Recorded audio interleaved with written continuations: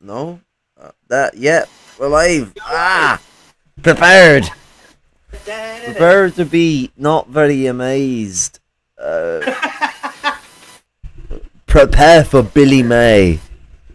That's a lot of damage. That's what they said when they found the Queen dead. Don't say that. That's treacherous blasphemy and so on. Treason. It can't be treason. She's dead. I've not betrayed the state. Oh, yeah. Anyway, we are... Breaking news. A new gender-neutral open-air public toilet has been opened in London. Did you see a meme? I've shared it around social media. They said, turn the Queen into a man? What kind of woke nonsense is this? I thought that was fucking hilarious. I mean, like, fucking Princess Anne's probably gutted, because, like, she tried to, like, one-upmanship and be like, yo, Charles ain't worth it, I should be getting it. And like, she wanted to push for to be the next, like, fucking up there, like, because she's like, she could have opted to be the next king if she wanted to, because she's already a knight at the round table, like, it's just one step closer, and then we've got, like, someone who identifies as a woman but is a king, like, maybe some of the fucking, get the middle class, like, supposedly woke people going fucking woke. Crazy at that, like, you know, like whenever they see a banker or a boss who's a womoid, and they're like, yep, nope, that's equality, sorted. Do you remember when the term, nobody ever says politically correct anymore, it's always woke now. I joke about it because, like, people try and, like, say that, like, it's a word that can't be used for left people. It's like it's an African English slang term from America for someone who is woke in the sense of being awake and mentally mentally clear and sort of thinking right. One is woke. So you're actually not drunk. You're actually not asleep in a comatose, soma-induced, whatever it was. It's like, yeah, and woke up from the slumber and the brainwashing or whatever it is, you know. They don't know. It's like people used to shout at me, "Fucking hippie!" You say you don't know what one is. Fucking commie. You don't know what one is. You don't know what the word means. It's just a slur. It's just a term of abuse. You don't even know what the word means, do you? Ask them, what does that mean? They don't know. They just go, "You people like you, innit?" No, so anyway. So, well, a lot of people who claim that they're communists are like, or they fucking think communism is like conservatism, but we live in communes, and it's like, no, that's not how it works. And by all technicality, we've already got that all sorted. I mean, like, we're all conservatives and living in councils in the UK. There you go. Yeah. Bit of a reductionism on how the UK works, but I mean, we have a fucking monarch, so we've already got some weird feudal shit going on. But with one monarch less, we dropped a monarch. We're on a monarch diet. Unfortunately, not getting rid of the whole thing, but one's a good start. We start making snide comments about King Charles now and the late Queen Elizabeth. He will always be Prince Big Ears, no matter how much he's the king. It's amazing. It's a great way to clear out if you get too many friends on Facebook or you've got too many people following you on Twitter or whatever. Just mention this and suddenly they go, "You seemed so nice when I met you. You're such a bastard. You're not the man I thought you were." And you're how can you shit on the dead like this? And it's like, well, yeah, but these aren't people. These are monarchs. That's different. Fred West was somebody's grandfather. Adolf Hitler was somebody's uncle. Benito Mussolini was somebody's father and grandfather. His granddaughter's now a leading fascist is carrying on the tradition. Am I supposed to be nice about him too? Fuck off. No. Tsar, you know, they say the same mentality towards the Tsar. The Tsar's family were all executed by the Bolsheviks, which is a terrible, horrible act. Of course it was. Well, I mean, if they were people, the way I put it is like the royals should get the fucking the Romanov treatment. I mean, the thing is, though, the Chinese emperor was not executed. He was actually re-educated. And, of course, they say, shit, knocking me microphone about that. The bloody evil Chinese.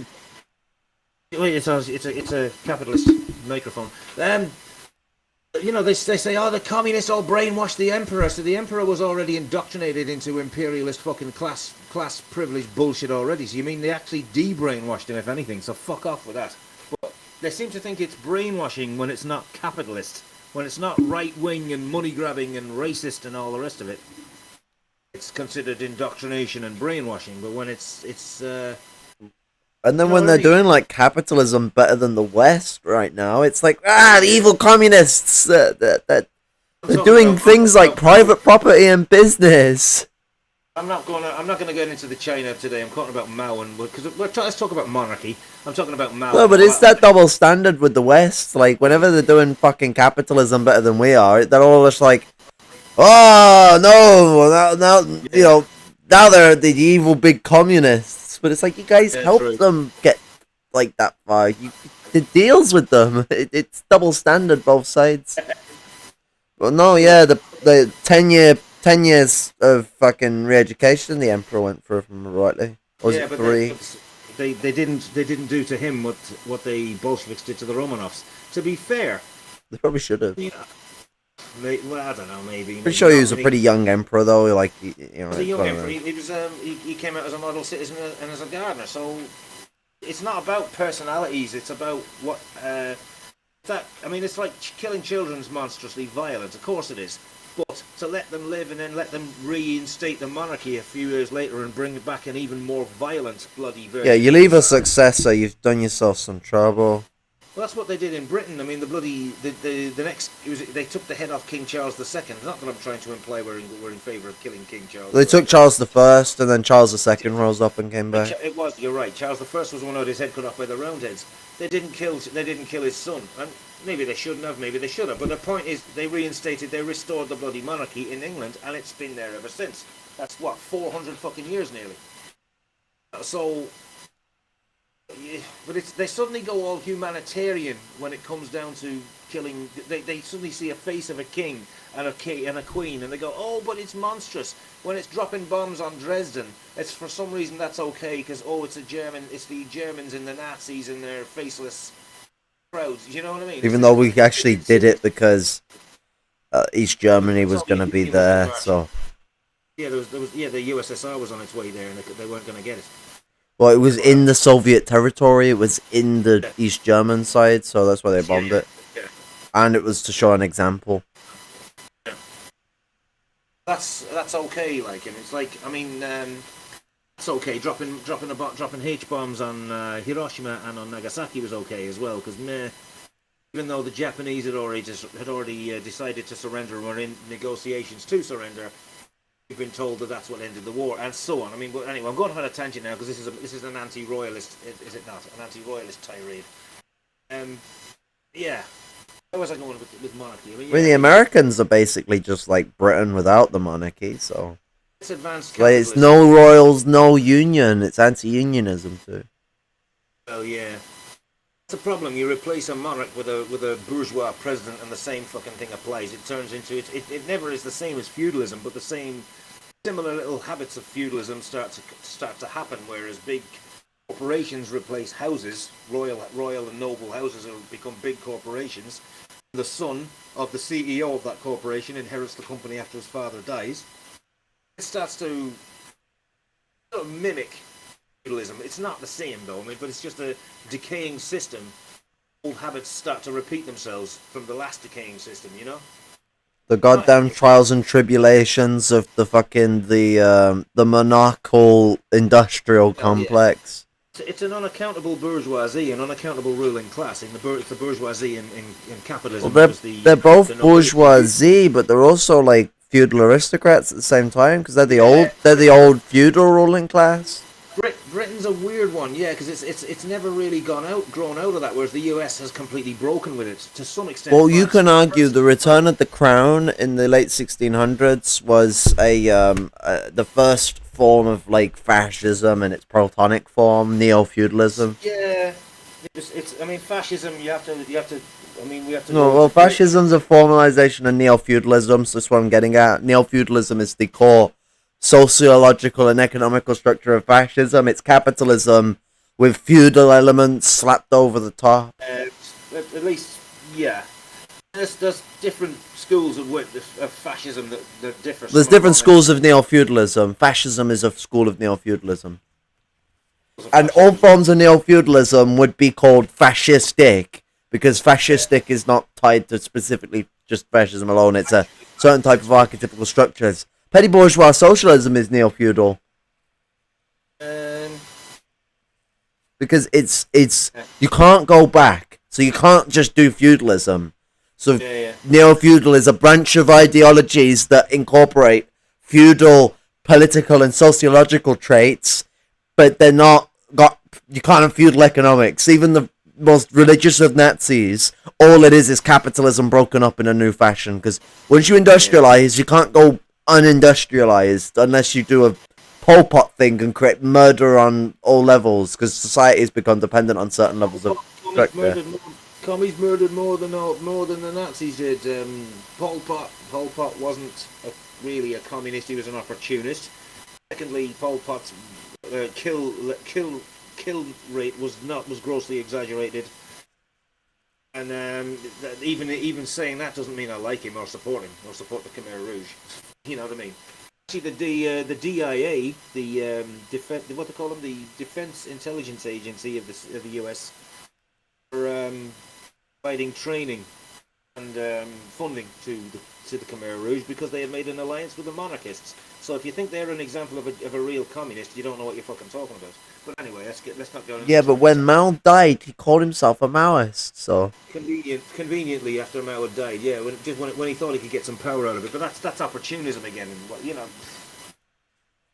the reactionaries and the liberals will always just use them as examples of why commies are bad people and so on. It's like, yeah, right, okay. How far do you want to go with that? Anyway, it's Twitter communism, but 40 years before Twitter even existed. Yeah. Anyway, what were we doing? We were talking about who Ding Dong, the Queen is dead. We got a new kid. Oh god. I don't know what point I was going to make there now about that. Charles III. Charles III. Oh, that's a cheap joke, but I thought I'd make it anyways because someone was gonna.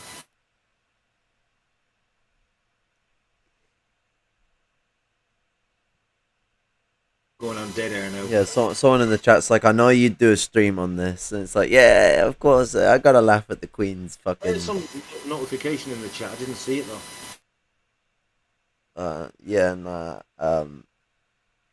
People saying cool things about the Queen. Yes. Also, that thumbnail is fucking awesome, mate. Become a fucking reality. Death to the Union. Yeah, absolutely. Fuck the British Union. British Union of fascists, more like. Double entendre of the week. I'm proud of that one. I wonder where I was. I've just looked at the YouTube and muted it now. Wondering whether you exist or not. Whether I exist or not, that's a good question. Who have we got in the chat anyway? Soviet Nick and SLR-44. SLR-44, oh yeah. Super Sovietnik. Khmer Rouge were little Nazis. Literal Nazis. The Khmer and ethnicity as superior of the CEA. Here in the US, the amount of people mourning the death of a 97-year-old soft dictator monarch is flabbergasting. I didn't really expect it. I did, because Americans are funny like that. I thought you guys were anti-monarchists. Was the whole point of your old republic? It's kind of shocking, actually. What shocked me and horrified and disgusted and embarrassed me more was hearing people in Ireland telling me that there's people over there in the Free States. Show some respect. I thought, are you fucking serious? Because this is more in the Free State than in the North. In the north, they're still occupied, but in the Free State, including some members of my own, there's a few in me. It's supposed to be the free place where it's a republic now, apparently. Although they allowed the British to own, what is it, like 80% of the industry there. Much. Not to mention Dublin Castle, I can't remember how many other castles as well are owned by British landlords. The Irish taxpayer is paying money to them. Shout out to Marxist Paul for enlightening us to that. Yeah, Mark says Paul's an absolute G-star. Like, fucking, I'm hoping to have him on this channel at some point. It wouldn't surprise me if he's going to be doing some partying on this, or if he already has, because it seems like something he'd do. I haven't checked his channel yet, but... Yeah. I've been on many of his live streams. I haven't done that in a while now, actually, so I must get onto that. Anyway. He's a fucking absolute legend, though. Like, what's it? Shall I link him to this? I'll tell him we give him a little mention. I'll link him to this. Socialist Swan as well. He's another friend of mine. Yeah, I've had a couple interactions with Socialist Swan. He seems all right. Aye. He's a Yorkshireman as well. So what's have some good old Yorkshire trivia conversation with him and throw down a bit in them ways. Yeah. You gone? There he is. It sort of niggles me a lot with sort of because my family's a bad case of what happens with a lot of people who are fucking their families come from North ways, but they've ended up in the Midlands. Well, I do have family from the Midlands, but like, it's not even that they've cared about just their Midland culture. They don't even care about that. It's like all of it is just dribbled out, and it's because of the Gen X period. That's where it died off. It's cringeworthy. It is, because it's the way education went about things that actually did it, because the education didn't care enough about its culture, and it made people rebel that much, wasn't willing to make up for issues, didn't give help for poor income families. I mean, we were talking about this earlier, like, there were easier advantages in going into, because all forms of education were technically free all the way past uni, but in the primary school up to college, you didn't get any support. So, like, if you were lower class, you're fucked. It's like, you couldn't get through the... Nowadays, you can kind of wing your way through the lower class educations, because now most of your years actually mean nothing until about year 9, and then you've got to all of a sudden start focusing hardcore. Well, year 6 and year 9, it's like they do the SATs on you, and they drop them on you as like super important, and then they're kind of important for the first 2 years of high school. But then when you get into year 9 of high school, those first 2 years are told to be non-important. And then nothing's important until A-levels. And then when you do your A-levels, your GCSEs become void. And it's just this constant, like, what's the point in doing all this education that's no longer meaning anything to anyone, other than I might still remember some of it if my brain hasn't decided to wipe it for something else, because that's how your brain works. And, back in the day, you used to have more useful years of education. It used to be easier in some ways, harder in others, and it's better for education to be more difficult. But if you're not teaching people properly, and you're not letting people have enough funding to actually get the gear that they need, they can't get anywhere in life. So, now things are all convoluted, where there are a little more inclusivity aid stuff, at least in countries with proper social educations and social healthcare and stuff, where you can get a little more income-based support, or at least educational briefing support and learning disability support. But as soon as you get into that tertiary education, you're just fucked. It's like you gotta get you can get like a half deal on a grant, where they'll charge you, they'll give you a bit of a grant, and then you can get a loan. And it's still like, you're not getting it for free. There's no free university for you unless you want to go join Open University. It's just, they'll help you a little bit go to a very shitty uni in Birmingham. A2B. I by the time this the British system of year 7 to year 9 and all that kind of stuff. You're a middle schooler. Yeah, we didn't have that. We called it first year to fifth year because I'm a Generation Xer. It was kind of the late Generation Xers were the first to experience year 7 to year 9 and all that. Kind of more an Americanized style. But the education system was crap in our day as well, to be honest. But the university education was definitely more accessible. No, there was a mentality, the anti-intellectual mentality that was drummed into people that you're more working class if you can't read. That kind of identity reductionist bullshit about being working class is a big problem in imperialist countries like Britain, the US as well. I think Germany as well. That's where the Nazis thrived on that. They really capitalized on that in Germany in the 1930s. That's always a problem in empire nations. The idea that you're given a job and you get a good job and you work. You get it more in loyalism in Ireland than you do in republicanism. Republicanism tends to be left wing. You'll get it more amongst the kind of like Labour aristocracy, white working class, than you do amongst the black and poorer working class. I think a lot of the time. There's a couple of that are like that in the lumpen proletariat who are fascist as well. They're the ones that everybody uses as the stereotype about what the working class is supposed to be like. It doesn't make it accurate. Do you know what I mean? I mean, like, the way that they go about it is that they look at like a phenomena where middle class, petty bourgeoisie people will do what Marxists aren't, which is appeal to the proletariat and the lumpen proletariat along the basis of things that they need, and then manage to get some action from these people, and then they go, those two people, the lumpen proles and the proles, they're just, they always do it with the lumpen prole, especially when they try and say like they're allies of fascism, and it's like, no, they are manipulated by fascists. If the Marxists actually got up their ass and did aid projects, they wouldn't fucking side of them. I mean, there's that, but a lot of the time, fascists claim to be they conflate people working in factories with unemployed people. It suits them. They'll say we're the working class. The unemployed homeless are just a bunch of bums and scroungers.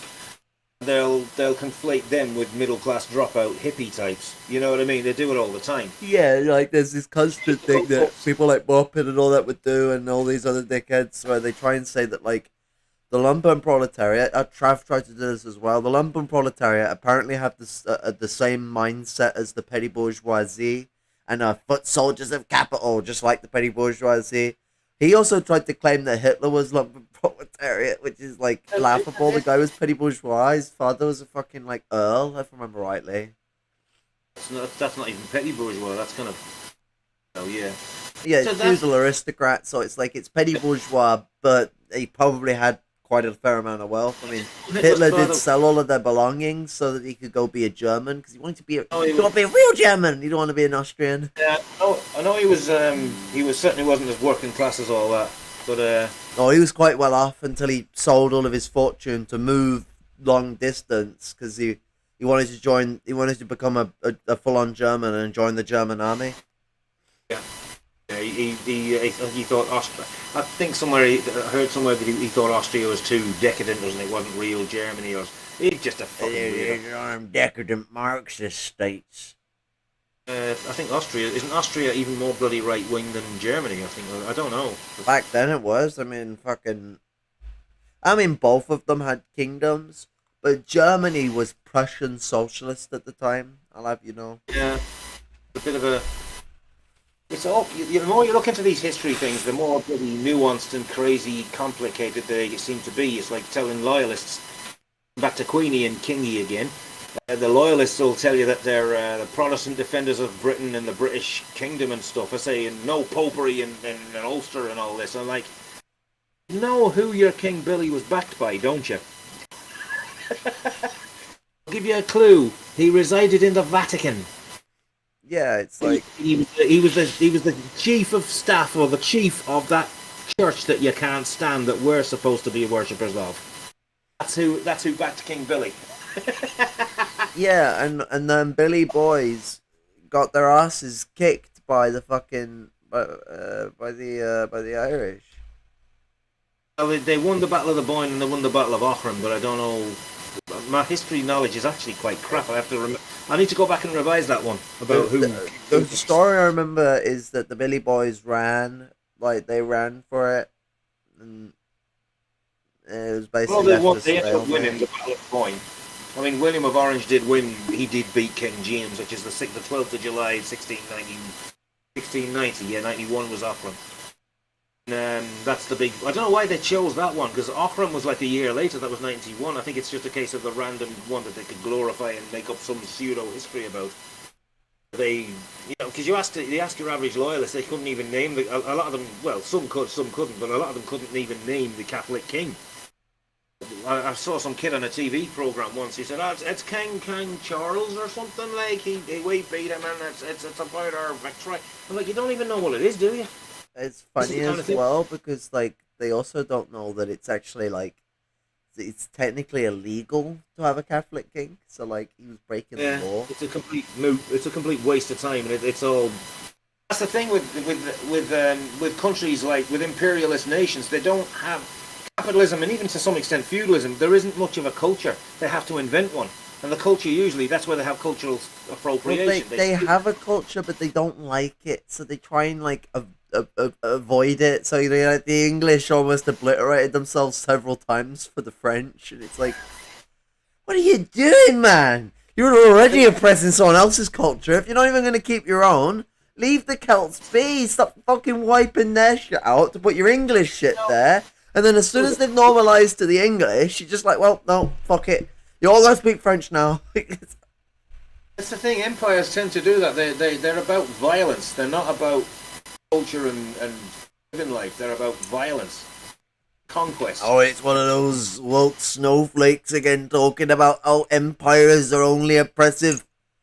I'll have you know. Oh, what did they? The US is the land of the free, even if it is an empire. So how can it be aggressive? British Empire built all the railways. Yes, they built the railways so they could take the loot out of India. Yeah, have you seen some of the railways they built in India? They're on like rope tied logs, and they're not nailed down. They're just placed there, and hopefully weight over time will lock them in place. Like the Romans built all these straight roads. Yeah, they did it so they could move them. They can move the loot around. It's not, I mean, Monty Python fell into this trap as well. You could tell they were middle class blokes from an empire nation. They did that sketch in the life of that scene in the life of Brian. What did the Romans ever do for us? Well, they built the roads and they built this. Well, they built the aqueducts and the education system. Oh yeah, they patrol the cities at night and keep them quite safe. Well, other than all of that, what else had the Romans done for us? Nothing! Yeah! They eventually got behind rallying against them. The thing is, though, the Aramaic-speaking Jews, they weren't the ones that were benefiting from the Roman Empire. They were the ones being robbed by it, and they were the ones that the Romans were keeping their own crowds safe from. So keeping the streets safe from people like us, so the Romans would steal back the loot they've stolen. That's the problem. Monty Python were a bunch of middle class, mostly public school and grammar school British boys, and they didn't know they weren't. I mean, they called King Arthur fucking British. Well, they had their French characters call him British at one point, or English. He's like, you stupid English, and it's like, he's Welsh. He's not English. He's a Cymro. He fought against the English. Yes. Yeah. Yeah. Sorry, I had an Angloid moment of fucking Welsh. The legend of King Arthur has been so romanticised by this whole romance bullshit. We have this image of him now as being this kind of guy in shining medieval armour. That was centuries after the real Arthur. This is one as well that like Germanics don't get, is that like the Gael family tree of languages, because like even the Brittonic languages are Gaelic, but they're a different type of Gaelic. I can't remember the names of to the life of me. Terrible with it. I had Lumpen-Celt tell me like 3 times now, and I just forget. But like Gaelic and Germanic have a lot of similarities with each other. Maybe. So it's why the languages were so easy to bleed across, and why it wasn't very long before the Angles, Jutlanders, and Saxons, all 3 of which have different forms of English, had formed common languages in interactions and engagements, and sort of kind of similarly to how we did with a lot of native tribes, where we learned things over time and picked things up, and not for as nefarious of reasons originally as so. Eventually, it got nefarious, but with the natives, it was pretty much nefarious from the get-go. In the Anglo, Utlander, and Saxons thing, it's a little more shaky, and there's 2 centuries of grey area that we don't fully know all the answers to. But what is quite interesting is that there's a lot of similarities between those 2 languages, and they should show respect to each other for it. But what we can both come to agree on is that our languages ain't some Latin fucking, romance language. Now, I hate the words romance and things like that. Not because of what romance is. I think it's a beautiful thing. But the fact that the word Romans would dare be taken this far forward, and the reason why it is the word romance is because the idea of Romanization, which became Romanticization, and that was all about the British Empire and the English, Scottish, French, and German empires need to fetishize the Roman Empire. Now, people may be wondering why I'm not mentioning Italy on that one. Italy themselves, fair play to them, didn't do this for all their existence. Rome did. Italy did not, because North Italy didn't really like the Romans, and South Italy is not really Italian. It's more Sicilian than Italian. So, it's no one really likes the Italian Empire in those regions. Now, I am being quite reductive in saying Sicilian. There's more than just the Sicilian ethnicity that's in the south that isn't Italian, but it is quite more of a diverse region down south, and a lot of people don't take that into consideration. Sardinians as well, and San Marino was down, I think it's down that way. Gramsci was a Sardinian, and he wanted to go back to Sardinia at the end of his life when he was up for release, but the fascists purposely, and apparently the revisionists and the CPI, not to be confused with not that CPI. Party of Italy. Not the Centre for Political Innovation. This one has a dash between the CP and the I. But yeah, no, the revisionists may have actually sabotaged his release, not just the fascists. Praise me. Although revisionism leads to fascism, so what's the difference, eh? The middleman out and just get to it, mate. Yeah. I mean, sometimes you go to it straight away. Like, I'd argue, because I mean, there is differences between petty bourgeois socialism and fascism, even if they are quite minor. I would argue Mao's criticisms of Khrushchev as being a fascist were true, but Brezhnev, it's a little more shaky, and you could argue petty bourgeois socialist. Now, it is like arguing whether you're a national socialist or a fascist. It is pretty redundant. Like, you're a dickhead either way. Like, you might as well, yeah. But Khrushchev actually actively was doing privatization platform politics. Like, that was something he tried to do. Brezhnev didn't try to privatize the economy. So you could argue petty bourgeois socialists. Now, both are doing capitalism. Both are doing neo-feudalism. Everything in between is quite reductive. It's like, and both are doing corporatism as well at the same time. So it's like, the differences between the two ideologies seem more about how quickly they're restoring capitalism as in private, like, that's it, liberalism. That would be more of a right terminology. The speediness on restoration of liberalism, that seems to be the difference, because you can't avoid it. They'll both restore liberalism. If you're going to try and simulate feudal elements of society, all you're going to do is simulate the transitionary period between feudalism and capitalism. So what you'll do is the Great Reset. See, the Nazis, they go on about it, and it's not because it's something that's going to happen. It's something they want to happen, whether that's subconsciously or consciously, I don't know. Yeah, they talk about this great replacement and great reset, but the great reset they want well, that's like an apocalyptic thing, and I think they're all for that. That's a part of Machiavellianism that pervades it as an apocalyptic thing. I think it might actually originate from economic great reset, like going back to the mercantile period. Yeah, sounds about right. Yeah. I mean, back to basics. And the fact that they like to do big genocides, and that's like turning a blank slate. Yeah, I mean, they love genocide. They love apocalyptic violence. They've got a bit, well, almost literal hard on for it. You know, they're big on that kind of shit. I mean, they get me hard every time they says the Great Replacement and that white people are going to be gone soon, and I'm like, yay! Yeah, I mean, people, they'll say like, "You're white." Well, what does that even mean? 100 and 200 years ago, they said that you're not white. You're a bog wog. Do you know what? Like, I have enough Scottish and Irish in me. I was talking to someone about this the other day. I have enough Scottish and Irish in me. They probably would try and profile me. They'd be like, "Oh, dude, I should come back here." Send you off like because you got to remember, like, Britain brought back whiteness home to Europe. So when the Americans started seeing the Irish as white in the 30s, that didn't even instantly catch on back here because whiteness was specifically Anglo-Saxon. It wasn't your European.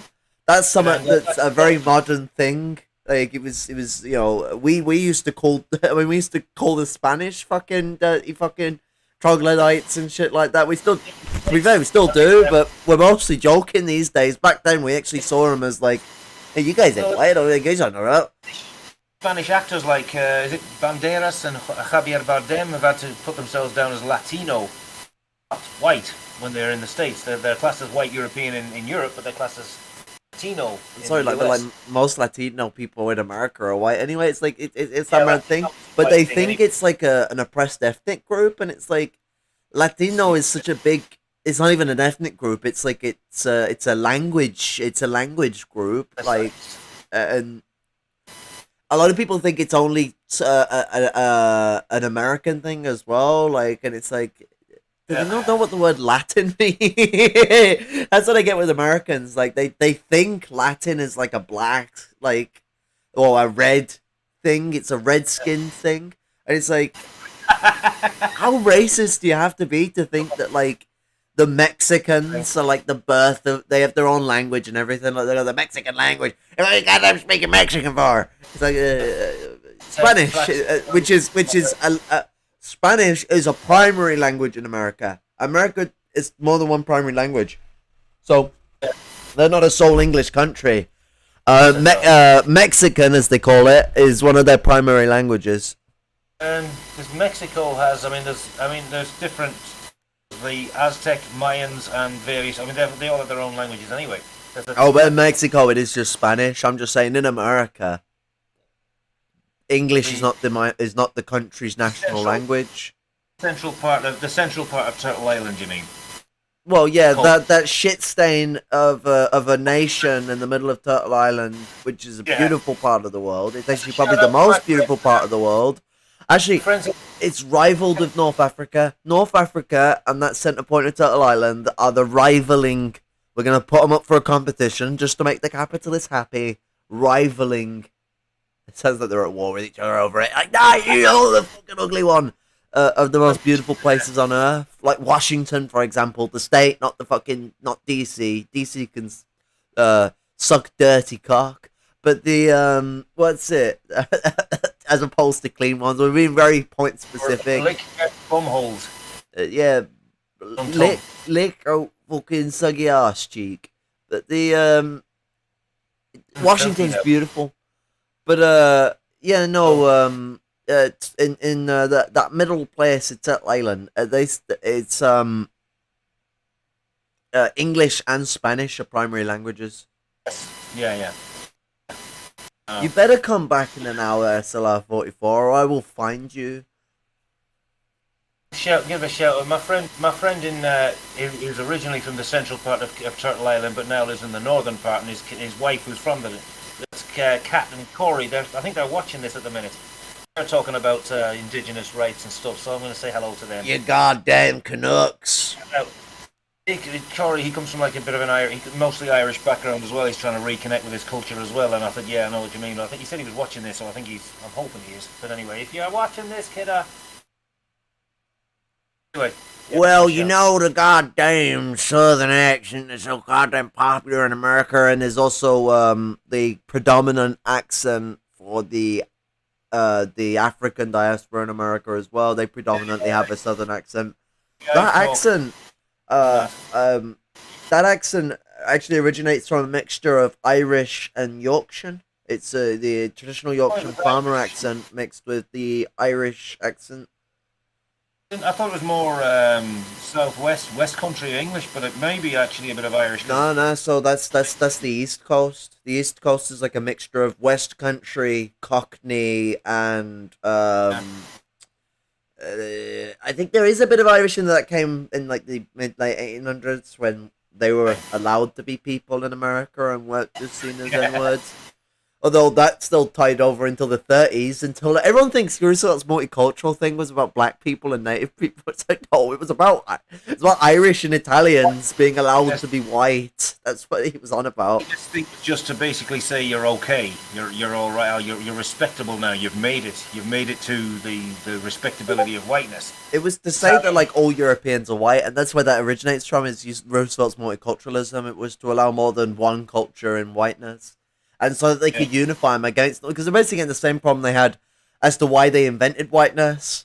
Irish people were more willing to unite with black people. And that made a big riot scene. And, you know, you got the Irish and the Italians, which were quite revolutionary in the 30s up until the 70s, were uniting with these groups. And it goes to show, I mean, you like Parenti as much as I do. His father couldn't read. He wrote a book for his father. Yeah.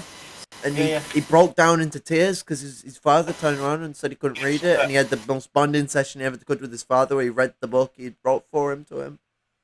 It was a poignant little moment, that actually. I must admit, I've seen him talk about that. Yeah, I've seen him talk about it, and like the way that he speaks about it, and hearing him almost breaking down trying to say it makes me fucking cry. I can't help it. Like the guy's fucking. Well, unless you're a complete psychopath, that will go through you. Of course it will. Or you're the Queen, where to say that there's actually something psychologically wrong with them would be to misunderstand what the word the Queen means. Fucking, they're born that way. It's just how their brains work, you see. Looking at the Lumpen kilt there, said free Ireland, free Alba, free Era, Alba, Cymru, Kerno. Absolutely, totally get you on that one, Isle of Man. Abolish monarchy, active union, and the Commonwealth. Absolutely. Concur on that one. Alba, Cymru, Kenau, Elan and Manin, absolute Vanin. Yeah. Manin. Yeah, Manin. Socialist-Republicanism now, and for England as well, all of us. Socialist-Republicanism now. If this is the way to free the Celtic regions, that is the way it will free the English region, and the English region will not have its republicanism until the Celts have been freed from the Union, and so they have their republican. Same with Turtle Island. If you give land back, it actually frees the white working class as well, because they're not indentured. They're not sort of in that kind of indentured servitude, for want of a better word. I mean, they don't understand what as well decolonization means. It just means they have to apply for citizenship there. Now, if you're a good person, that should be fine. You shouldn't be worried. I thought they liked justice and the rule of law. Well, they've been there for how many centuries, or how many generations that were born there. They're not going to be just deported. I mean, a few fascists are going to get locked up. Corporate bloody gangsters are going to get fucking their private property taken off them, and they might be re-educated, fucking locked up. Oh, boo, fucking who? We'll get them spanked by Mr. Morpan. But I mean, you get your people living in bloody trailer parks. Are they going to be fucking? They're the ones who, like I say, they're the ones who get stereotyped as the redneck and the racist. The rednecks are actually quite anti-racist. I mean, I like ever since I was a fucking teenager, I've always liked the idea of going and, you know, being not trying to like mingle into a traveler group and make myself like in a place where I might not be welcome, but just be a lone traveler, go nomadic. Obviously, I'm too retarded to drive, but like, I wish I could. Maybe it might happen in the future. I'm trying to get more support around myself, but with the meds I'm on right now and my current cognitive disabilities, it just doesn't seem like a good idea. Drive. I don't own a big motorhome though. You know, it's a bit expensive. the biggest I'll probably go for is like getting like a old public transport thing and turning it from a bus into a camper, because they're smaller than trucks, and they're designed to go through narrow roading, so you wouldn't find yourself somewhere where you're going to be too heavy or too tight fitted. Problem is that they're already clamping down on people for that. You know, it's dirty gypsies living in laybys. You've got to live on a designated site and a campsite and all this. Otherwise, you're moved on and have your home smashed up by the coppers. That's a good point, but if you sleep in the daytime, you can kind of get away with just being parked somewhere. Yeah. You know what the homeless do? That's why you see homeless people sleeping in cities during the daytime. For any of those listening who are wondering why, when they go into like Birmingham or something, homeless people will be at bus shelters sleeping in the daytime, it's because when you sleep at night, you might get robbed, and more importantly, and people might think like, wait, what? More importantly, yes, this happens more often than being robbed, because most people who are homeless aren't dickheads, so they're probably not going to just go and raid your things because you're asleep. The police will come and kick you up from being asleep and will fucking get you away from where it is you're at. When during the daytime, if you find a good shop that's closed down or something, you've got the whole shop porch, like some people will go for in the night, but the police won't come and bother you, and then you can be awake all night with all the day hours you spent asleep and do yourself quite well. Go camp in the woods and set a fire and get some beans cooking. Seen it many a time in the streets of Newcastle, Birmingham, and other cities I've been to. I mean, what's it? People don't understand how rough it is being homeless in the city because they're too used to like towns, and it's like cities a completely different world. Like, I'm so lucky I was homeless in a town, even if, I mean, you know what town I'm from. You know the town I'm from is as big as a city.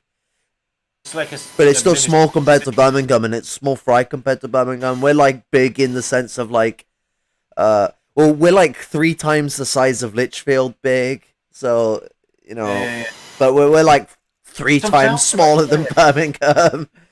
There's towns in that area that are pretty big, and Nuneaton's bigger than. You've got Tamworth, Lichfield, Lichfield's technically a city. It's a poxy little town. You've got Tamworth, then you got Nuneaton, which is fucking huge, and you got Tammy, which is pretty big. You've got Derby, which is fucking pretty big. That's a city now, but that was. Is it a city now? It used to be a town. Coventry used to be a town, and they turned that into a city like 150 years ago. It's a town, but it's bigger than Tamworth. It's I think it may be the same size as Derby. I think isn't Norwich also a town? Like, I think Norwich is a city. Newcastle is a city. Or is it Norfolk I'm thinking of? Newcastle's a city, but Gateshead next to it is a town, and Gateshead's considerably bigger. The Gateshead's Scottish, isn't it? Though technically speaking, like I've heard something to that effect, but I don't. My history knowledge is too sketchy. I'll have to ask my friend Chris. I mean, like that housing guy who's doing the checks I was telling you about earlier came over and thought that I sounded Irish. He was telling me about how he had family from up Geordie ways, but he comes from Derbyshire, and it's like. You could hear in his voice that he sounded like he sounds like the type of Scottish person that George Galloway is doing an impression of. Which says a lot about Galloway, Anglified Scottish sounds. He sounds Scottish. He's probably from Berwick-on-Tweed then, because they sound very Scottish in Berwick. The Geordies tend to sound more like a kind of mixture of Scottish and he has that slight downward tone that Geordies have, where it almost rummy sound where that lake comes from. That lake, the Geordies are like, but we're not like your posh lot down south with your English. More Scouse. Lake is more Scouse. Loic is Birmingham. And then you got the middle ground is where you'll find the Geordie like. He's like, yeah, man, I don't even know what you're talking about, man. What are you talking about? I wonder if that's why the Canadians sound like they do. They're all just a bunch of Geordies. It's shit. Canadians, my friend Kat's going to be listening to this and probably telling me, what are you talking about, you gobshite? But well, I mean, you guys say sorry with maple-sounding voices. Where else do I need to stereotype? Even though English people say sorry more than anyone, And we're the most unapologetic people ever. Us saying sorry is just a reflex. It ain't fucking. Most people ain't fucking sorry. Like, some of us are, but most people ain't. It's just a reflex. There's more than a modicum of truth in that.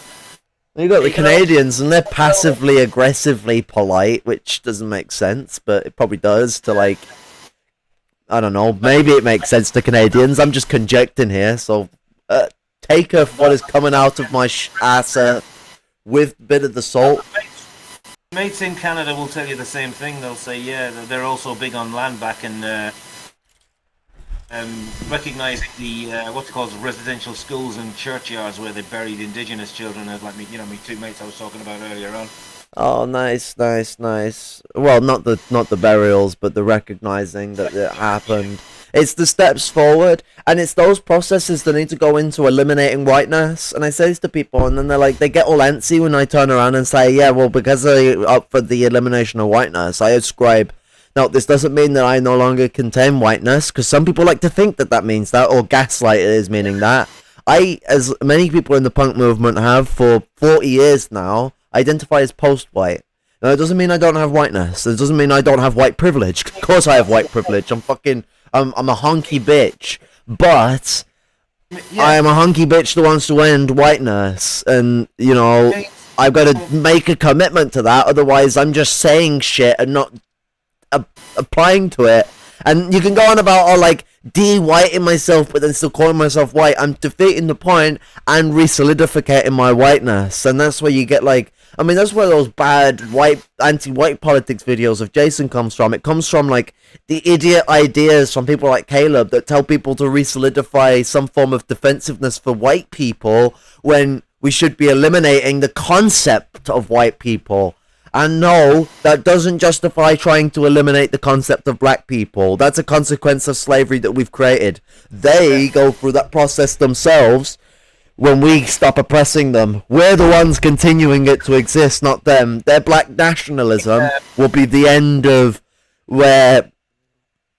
I don't even like saying the end of blackness, because I as a white person can't even really justify whether that is going to be a thing that ever happens or not. But at least the end of the racial contextualizations that create blackness for what it is, but it's necessary for black people and blackness to have all the ooh-rah and the oomph because it's oppressed, and that's what black means. Black it's the ethnical version of slave branding in a sense. It's something that they don't have a choice to have been given, and the only thing that they can do is stand up and wear what they got with pride as someone that stands for a freedom of their people. They got to take the fact that they're tarnished to be put in a position that makes them seem lesser. They're seen as you people by everyone, but when they use the same language, it's, whoa, who's being racist? It ain't racist to be fucking horrible to white people. Get fucked. It's the same with class. Working class people don't want to be working class in that sense, but there's this kind of class identity shit where it's like, I don't go to school because I'm working class. I just want to get a job in the mines because I'm working class. Reading books, that's namby-pamby, poncy and middle class. I'm working. That's just identity reductionism on a class basis. But that's always a problem. You need to get away from that, but you still need to say, yes, I'm working class. I'm proud to be working class, but I'm not going to be a stereotype of the working class.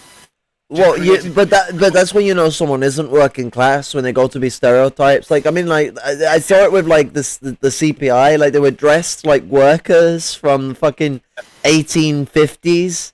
It's what kind of cosplay is this shit, man? You ain't fucking gonna attract people LARPing as a steel worker when they know there's no steel jobs anymore. They've been fucked away. Oh, horseshit. What's it? Also, Lumpen Celt, do you want me to do the ring thing for you to join? Because what's it? You can just join anyway in the chat thing, but I can ring you so you're in the actual call. Lumpen Celt. Yeah, fucking, you're scything little shite. I'm gonna report you. I'll be back in a second. I just need the bathroom. He's going to kill Prince Charles. Is this gonna get the stream cancelled? Am I shut down already? He's not a prince. There is no Prince Charles anymore. Same difference. No. Still charging your phone. Excuse me. No stress.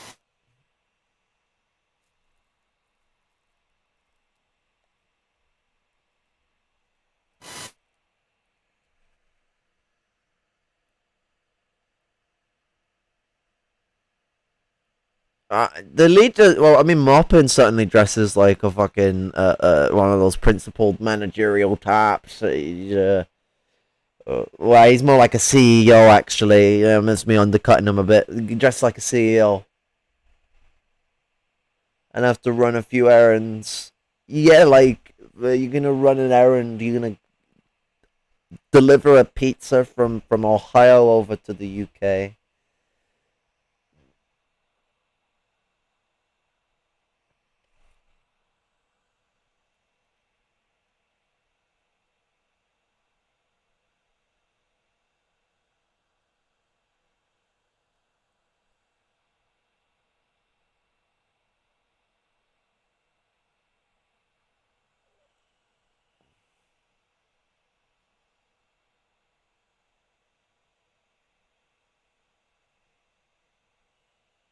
I barely escaped unarmed, and I have no care.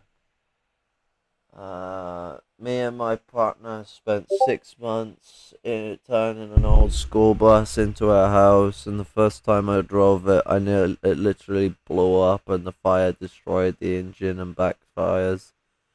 Like, you overstress the engine, then I could, or summer, or it's fucking bad case of public transport before you got a hold of it isn't properly well maintained by the state, so it ends up getting into really bad condition, and then boom. Which certainly makes me feel very confident about how they maintain the buses over in this country. Now they're always fucking knackered. You know what they say, the bus is late, cry me Arriva. Oh wait, no, that's just the name of the fucking bus company. Arriva are pretty... Well, I wouldn't say that they're entirely shit, but they're mostly shit.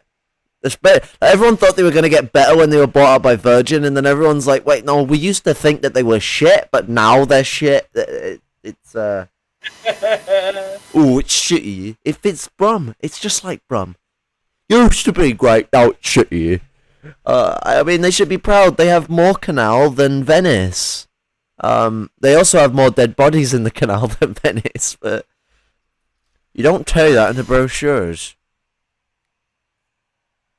Maybe. Hang on a minute. What the hell? My grandfather knew Ozzy Osbourne growing up. Really?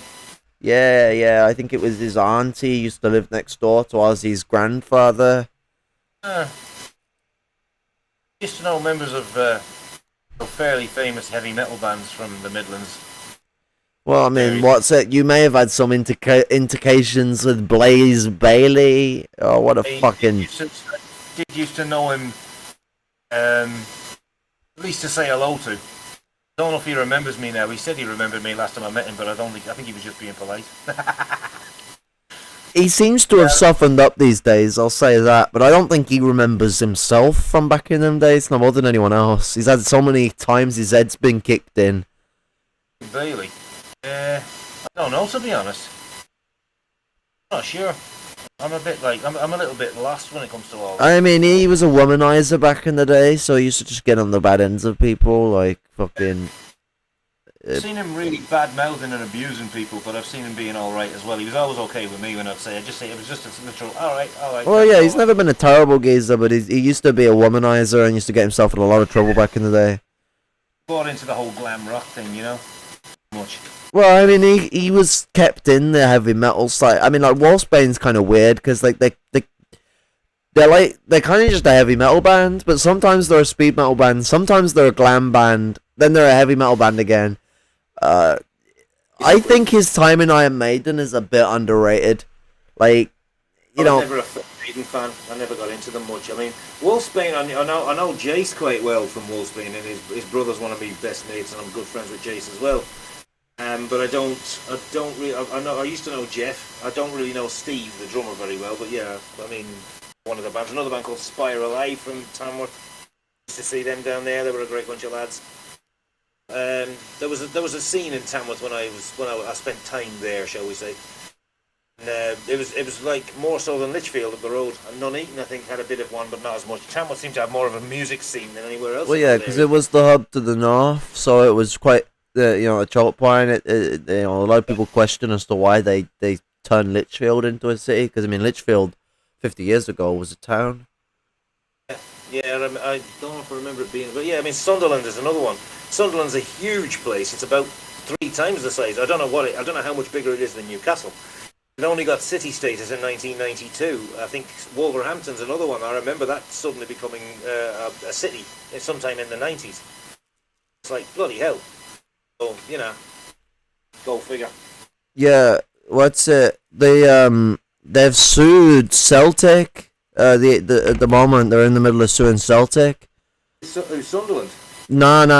The football, the FIFA lot, like they're suing Celtic for putting Palestinian flags all over their fucking side.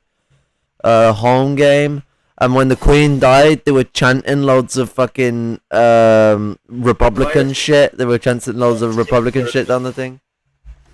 The outrage! How dare they? They had to stop the moment of silence short. Like the away team was doing a moment of silence, and everyone was just chanting cheers and jeers, and so like that's why I put it in the group chat the other day. I was like, hey, but all the jeers and cheers that they let us hear when the heroes of 16 were executed, because I mean it's a nice way to work in the Black and Tans lyrics. And get pissy about them executing Connolly and the other 15 men. Plunkett, I can't remember. Actually, I've forgotten half the names. Yeah, a monstrous act of violence, state violence, which fledgling Labour Party led a round of applause for as well, don't you know? In the House of Commons in 1916. Yeah. But the day they shot Connolly, they gave a round of applause for fucking like 5 minutes. Also did the same, I remember, in 1988 when 3 volunteers were gunned down by the SAS in Gibraltar. George Robertson was there gloating. That same SAS fucking unit, was quite... So the SAS were fucking quite infamous with the Troubles as well, because the Troubles supposedly started because of an Irish massacre in 1969 by the IRA, apparently. But actually, you find out, no... That massacre was done by the SAS, and that same SAS squadron was given medals by Margaret Thatcher in the 80s. And Queenie, did Queenie have something to do with that? Because we're going to be more... Are we going? Oh, is it going to be like the Black, what are they called? Fucking, Watch. Black Watch, that's it. Commissioned by the Throne. Yeah. That's the epitome of Scottishness, apparently. The Black Watch. Scottish traitors that joined the British Army type fucking epitome of Scotland. It's like these like English patriots who guard the statues of slavers. He's our hero. You do know people like that despised you fucking idiots. It's like the monarchy. I've said this all over social media. Do realise the monarchy don't respect you, so why are you getting all pissy about people mocking them? You know what I mean? Have you ever heard anyone who is not from, the centre of London ever speaking so absolutely posh as the Queen does, where she speaks like she has tea so many times in the day, I'm surprised her voice is not shriveled up and died. Oh, she has, though. Meow! Meow! AIAI are based, hell yeah, anti-imperialist Action Ireland, Maoist fucking, the Maoist Republican Socialists are the best Republican Socialists, maybe. There might be another stage of Marxism, so I have to leave that maybe in there, you never know. We may get better. Well, of course there would be another stage. That sounds a really absolutist thing to say, because Marxism is... the philosophy is the core part that constantly pushes things forward, and dialectical materialism is almost like hardwired to continue and rupture itself constantly find continuative advancements whilst rupturing itself through the quantitative. So quantitative developments of theory create qualitative ruptures and of praxis, of theory and praxis. Quantitative developments of theory and praxis create qualitative leaps in said theory and praxis, and that's where you get the continuity rupture theory. Looking at Specky V saying there, what did he say now? The CPA leaders dressed like the PMCs that the Patsats always complain about. I don't know enough about that to comment. But I get confused because when I say PMC, I'm like, hey, private military corps, but I've been told it means like a privileged managerial class, which just call them managers. Like, why are you? Does it make you feel like? Does it make the Americans so special when they make them sound like private military corporate? Because it's Americans that do it, and that's what confuses me. Because I'm like, they're the guys who have the private military contractors. So I'm like, mercenaries. Yeah. Mercenaries. No. They like their abbreviations. That's the way I take it. It's an American pastime. They love acronyms, especially 3-letter ones. I've noticed. Definitely. NGO. Well, NSDAP is not 3 letters. NSDAP. NSDAP. Oh yeah. We're going to say something more relevant to monarchism and what other dirt have we got on Queen? I mean, like, a good thing to go on about, I think, would be like, I think dismissing a bad theory that exists. That started within, I feel like it started over on the American side of things, but it's not only carried its way over here, but you'll hear official people saying it, and that's that like, the monarchy is only ceremonial or spiritual, and there's no power to the monarchy, and that, and like, not even just talking from the sense of them being bourgeois, but actually the fact that, quite to the contrary, they are the head of state, they have the conglomeration on political power. They had to sign the bill into law in 1922 that, quote, gave the Commons more power. They can undo that bill. They have the power to change the course of British law as much as they like. And if I remember rightly, they even have the power to aid in the creation of bills. It's quite complicated. Like, it's the Commons that start the bills, but they run the Lords and they advise the Lords, and the Lords can make advices on a bill of law. So can the Queen. It doesn't matter if, like, she doesn't, like, she doesn't say anything in the sessions. She has private meetings with the government and the House of Lords and can dictate her agenda without having to actually let you see that agenda. The current king, I don't know if he's the new bloody king, was as far as I'm aware, owns all of Cornwall. It's the Duchy of Cornwall. It's pretty much just... Yeah, but the Duchy of Cornwall's weird because it's like... It's got a weird loophole where they don't have to pay tax on their estate because the Duchy of Cornwall was held by... So when the Queen estates or the King's estates were updated and the estate tax was advanced in the 30s, the Duchy of Cornwall were living in France as exiles in the 30s.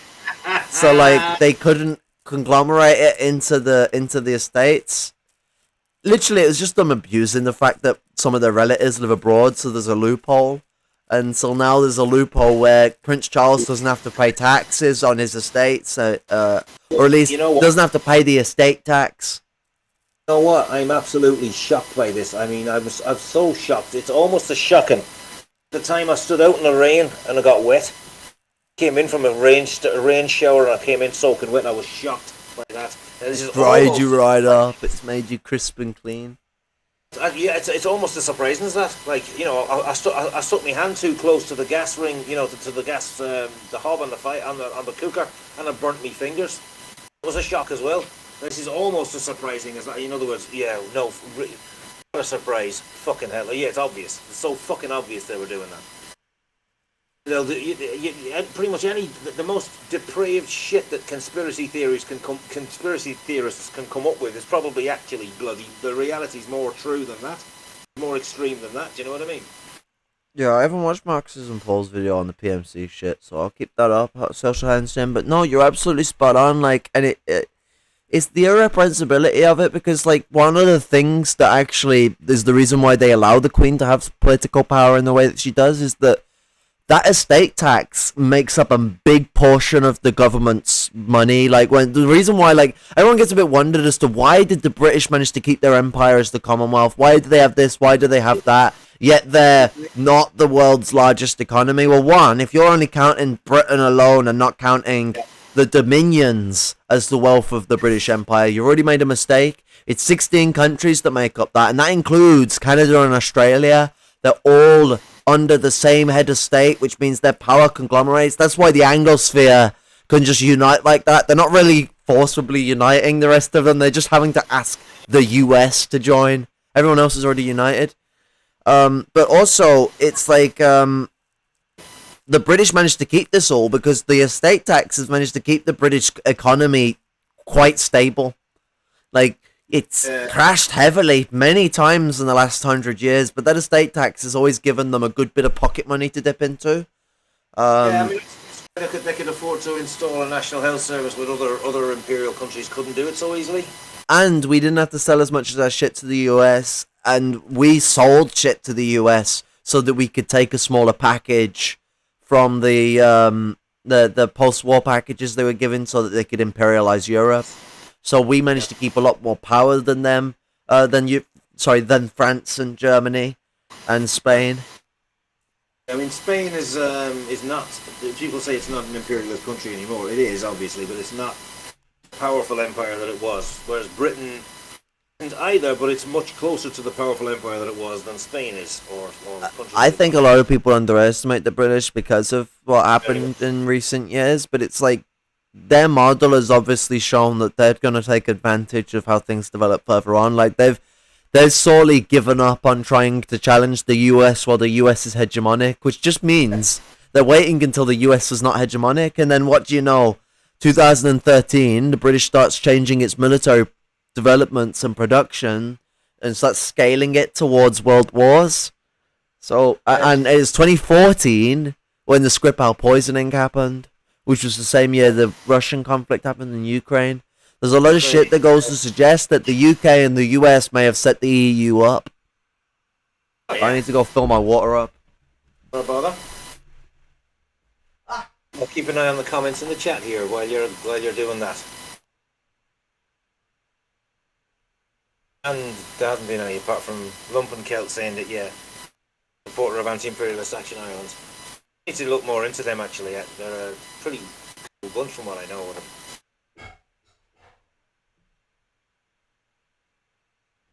Is anyone joining at all? There isn't, but yeah. Oh yeah, we lose Lizzie and we get fucking King Charles III. And, the witch is dead, Queen or witch, the wicked bitch. Ding dong, Queen Elizabeth's dead. We get rid of that one and we get the fucking. I don't want to start making comments about his ears because that's body shaming, but we get him instead. That fucker, King Charles III. I mean, I saw that like Yankee Tanky turning around and he was like trying to say like people celebrating it like it's pointless, like it doesn't change anything. It's like, okay, for one, you obviously haven't lived under the rule of the monarch. Like if you lived in any country where you're ruled by a dictator, you're not gonna cheer when they die. Like it's just madness. Like it's not like we're not saying it changes anything. But she's the longest living dictator to ever, well, not ever exist. There are longer living ones, but in the last 200 years ever exist. Like she ruled this country heavily, and she's advised more governments than I know how to count. Fuck. But that's a lot of experience that they've now lost. Now Charles still has almost as much experience and has been handling the Queen's duties for about 10 years now. More and more over time as well, but and not just Charles, there's been other members of the family as well, including his sister doing it and his own son. But the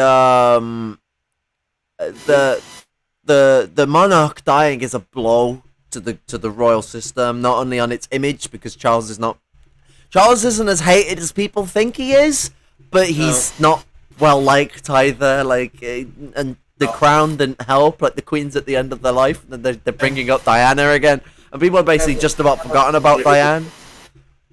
I remember when the whole country went mad when she died. I thought, oh, for fuck's sake. Oh, the good princess. I mean, the reason why she died was because she thought that the royal family should help people. So, like, you know. I was a bit. I don't think Elizabeth was behind that, because Queen Elizabeth actually liked her and said that she was an honorary royal when Charles divorced her. I think it was the Queen's mother who always was Charles was the mummy's boy towards his nan, not his mom. His mom hated him, sent him off to boarding school. That's the only time I've supported the Queen, was sending Charles to boarding school, because I find that quite funny. But it gives this weird, like, very, like, camp-looking geezer who always looks like he's wearing chunks of makeup, but it's just how red his face is. With a militarist attitude, and that's why his sons went in the military. Like, it's like, fucking hell, like... It's fucking Colonel-in-Chief of the Paris. Colonel-in-Chief, more like... Because he's like gone off cheese. Bastard is Colonel-in-Chief of the Parachute Regiment, and we all know what those bastards did. But I also, like, turned around to him, and I was like, at the end of the day, you got to bounce, like, monarchism off all that. And the response I got was basically, like, you know, I'm not stopping you, basically. Like, that sort of mentality. Like, you know, I ain't saying that, you know, don't, you know, I ain't saying you can't. You do you, but it's pointless. And it's like, that's my problem, saying it's pointless. Like, it's a discernment of people who actually, A, live under this rule, and B, on the process of trying to push republicanism. The monarchy is hurt right now. The best way to push people to be anti-monarchy is to push anti-monarchism at a point where the monarchy is hurt. Or take their high prides and mess with it. It's, I would, and I think I'll read it in a bit, in a moment as well, but the, a good pointiation to go off this is the way that Connolly takes advantage of the Diamond Jubilee, I think it was, or the Platinum Jubilee. I think it was the Platinum Jubilee of Queen Victoria. It was her last Jubilee. I think that's the easiest to go about it. 1897, not to get confused with 1997. That's when Fallout 1 came out. The Jubilee, he wrote a speech on it, and he takes quite good advantage of the rejoice, which, as he quite aptly points out, there's not as much as people claim, and it's suddenly thrown onto people's... You gotta take people's rejoicements and spin it into the Republican Socialist movement on what's important, in that case for the Irish, but in this case we're thinking more... I mean, I'm an Angloid, and I have pan-Celtic heritage, so I want to think in both retrospects on this mannerism. I have not rekindled my Celtic heritage yet. That's going to take years, but I still should take importance on what Celtic Republican socialism means to me as someone with that heritage, because it does hold a great piece of importance. And the Irish Republican Socialists were the inspiration for the English Republican Socialists. So, you know, at least for the last 100 years, James Connolly's 1916 revolution is the corner point of revolution, not the Paris Commune, not the Bolshevik Revolution, the 1916 revolution. That's where the Bolsheviks got the idea of the Red Army from. And no, it wasn't invented by Trotsky. He was elected to lead the Red Army. It already existed when he was elected to lead it. It's how parties work. Trotskyism seems to be quite bad in the Irish left as well. Not as bad as the British left, but it seems to be... The Trotskyists in Ireland are better than the Trotskyists here, because at least the Trotskyists in Ireland are principled when it comes to being anti-Zionist. Yeah. They're not principled in every other means, of course. Don't get me wrong, Trotskyists are the hordes of fascism. But at least they're anti-Zionist. That's one thing you can say. A lot of Trotskyists here, it's more of a murky middle ground. You don't know whether you're going to place yourself. Most of the anarchists I've met were like defectors from Trotskyist organizations, mostly the SWP, but other groups like Counterfire. And, I can't remember. There's the AWL and there's the Alliance for Workers' Liberty and all that. They're a very small crowd, but the majority of them seem to be either affiliated with Militant Tendency and Socialist Appeal, which is a breakaway from a soft version of Militant Tendency, which were kicked out of the Labour Party. A lot of them were ex-SWP swappies, and they just got so sick of the Socialist Worker Party's crap attitude that they just became anarchists because they became disillusioned. You know what I mean? No, some of them were also in the RCG, but the RCG doesn't really produce many anarchists. I'll give it that. It's one thing I will say for the RCG. Once you get involved with that lot, you do learn some good theory. They used to seem like they were principled in their anti-imperialism, because they never talked about China or Russia or anything. They were quite smart to not talk about them, because the moment that Afghanistan came up, and Chinese imperialism came in, they started backing the Chinese imperialism in Africa, and it's like, whoa, one second, guys. There was a friend, comrade of mine, who was involved at the time, and he brought up the social imperialism of the USSR, and there was a lot of RCG were going, oh, no. It's like, why do you think the USSR collapsed? That's my question for them. He was that particular guy was born in the US, but he was actually of Indian stock, and he had a lot of in India. They've got a lot of connections to Afghanistan and Pakistan and all that. He used to know a lot of Afghan people. He used to say that it wasn't a case. They were much more chauvinist towards the end. The RCG, last time I looked at them, were dunking on China. They seem to be quite sort of in a very bad and very unprincipled way. I don't know. Maybe I don't know, because it seems the last 10 years they've spent as much time trying to white things up as much as possible. I remember saying Princess Annie reminded you a lot of her father, Prince Philip. Anne and Philip are like spitting images of each other. They think grotesque humor will get past the fact that they're grotesque fascists. Yeah. I've only just seen Lumpen-Maoist's comment. Yeah, you remember me saying that Princess Anne reminded you. Actually, yeah, my dad used to say that. He used to say that the old bastard was notorious. I mean, I did one of the first videos I put up there that got more hits than anyone else was me just talking about what a cunt Prince Philip was just after he died. Me dad always used to say the daughter, Princess Anne, was an abrasive fucker who was always telling the press to fuck off and sticking her fingers up and all this kind of stuff. My dad used to say she's like the old man. She's abrasive, rude, arrogant. I mean, you fair play to her for telling the tabloids to fuck off because they're scum, but she was just an abrasive, obnoxious individual who uses this pretense of being, I'm a...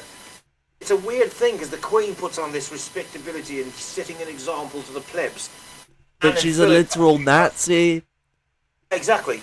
But I mean, Anne and Philip was more they could play on the rock and roll bad boy, they tell it like it is. They're just abrasive, but they're we mentioned earlier, like, how like the Scottish crown was the continuation of the British monarch post 1680 summer. James, whichever. So you would think the modern crown that does actually embrace its Scottish culture, like a lot of the shit you see in the monarch with the red coats, stuff that's Scottish stuff. The red coat thing we took from the Scottish, that comes from them. It's not an English thing. No, it's Scottish originally. I didn't know that. Yeah, same with the big hats, those big tall hats. That's Scottish too. A lot of the crown's culture comes from Scotland. You would think, therefore, they would identify as Scottish. A couple of them do. But no. Now, you would think if they're not going to identify as that, maybe they identify as English? Nope. Do they identify as British? Kind of. They do identify as British, but they also identify as something else. That's with a G. Germans. That's how they identify. And that's why the old English joke comes. It's like they're more German than they are English. Because actually not untrue. They come from the Hanover family. Sakoba Gotha is their name. The anglicised name of that Nazi bastard that the IRA... He must have been a bastard if the IRA took him out. Because the IRA used to have a principle of leave the monarchy alone. It's not worth the backlash. They took that fucker Battenberg, as his actual name was, Mountbatten. That was his actual name. Battenberg means hill. Yeah, Mountbatten. He was one of the admirals of the Navy. He was an evil little bastard. Mind you, Charlie... King Charles, as he is now, was the Colonel-in-Chief of the Charlie, back in the day when he was the boy prince and everyone fucking hated him as much as they do today. They didn't take him down because he was even though he was like the Colonel-in-Chief of the paratroopers, but I think he was more of a figurehead, whereas Mountbatten was more of an active bastard, I think. So Mountbatten led the a lot of military training and shit like that, and was the reason why Charles had to go into the military even though he didn't want to. But I actually disagree with the IRA's position to not take out the royals. They are right that it's not worth it, and maybe it is kind of right to think that the military backlash should be too much. But like cultural wise, there's a powerful message to send. I guess you also don't want to risk the English siding against you for some idiotic reason that we like the monarchy or some shit down there, because that does happen. But I don't know. My anti-monarchism may get onto the border point of just being a bit too over the, a bit too outlandish at times. When I'm just like, fuck it, they deserve to get fucking killed. But that's the exact same thing said about me, funnily enough, you know. I ain't the IRA militants that had to make those decisions that cost lives. So that's sort of, it's easy for me to say, oh, I actually disagree. I think they should have killed. They got lives to protect. So it's difficult to know. I mean, I don't know. I mean, I keep thinking, like, you know, I was there gloating, if you will, about Lizzie and saying I don't shed it. I don't wish death on a 96-year-old woman. I'm not a fucking monster.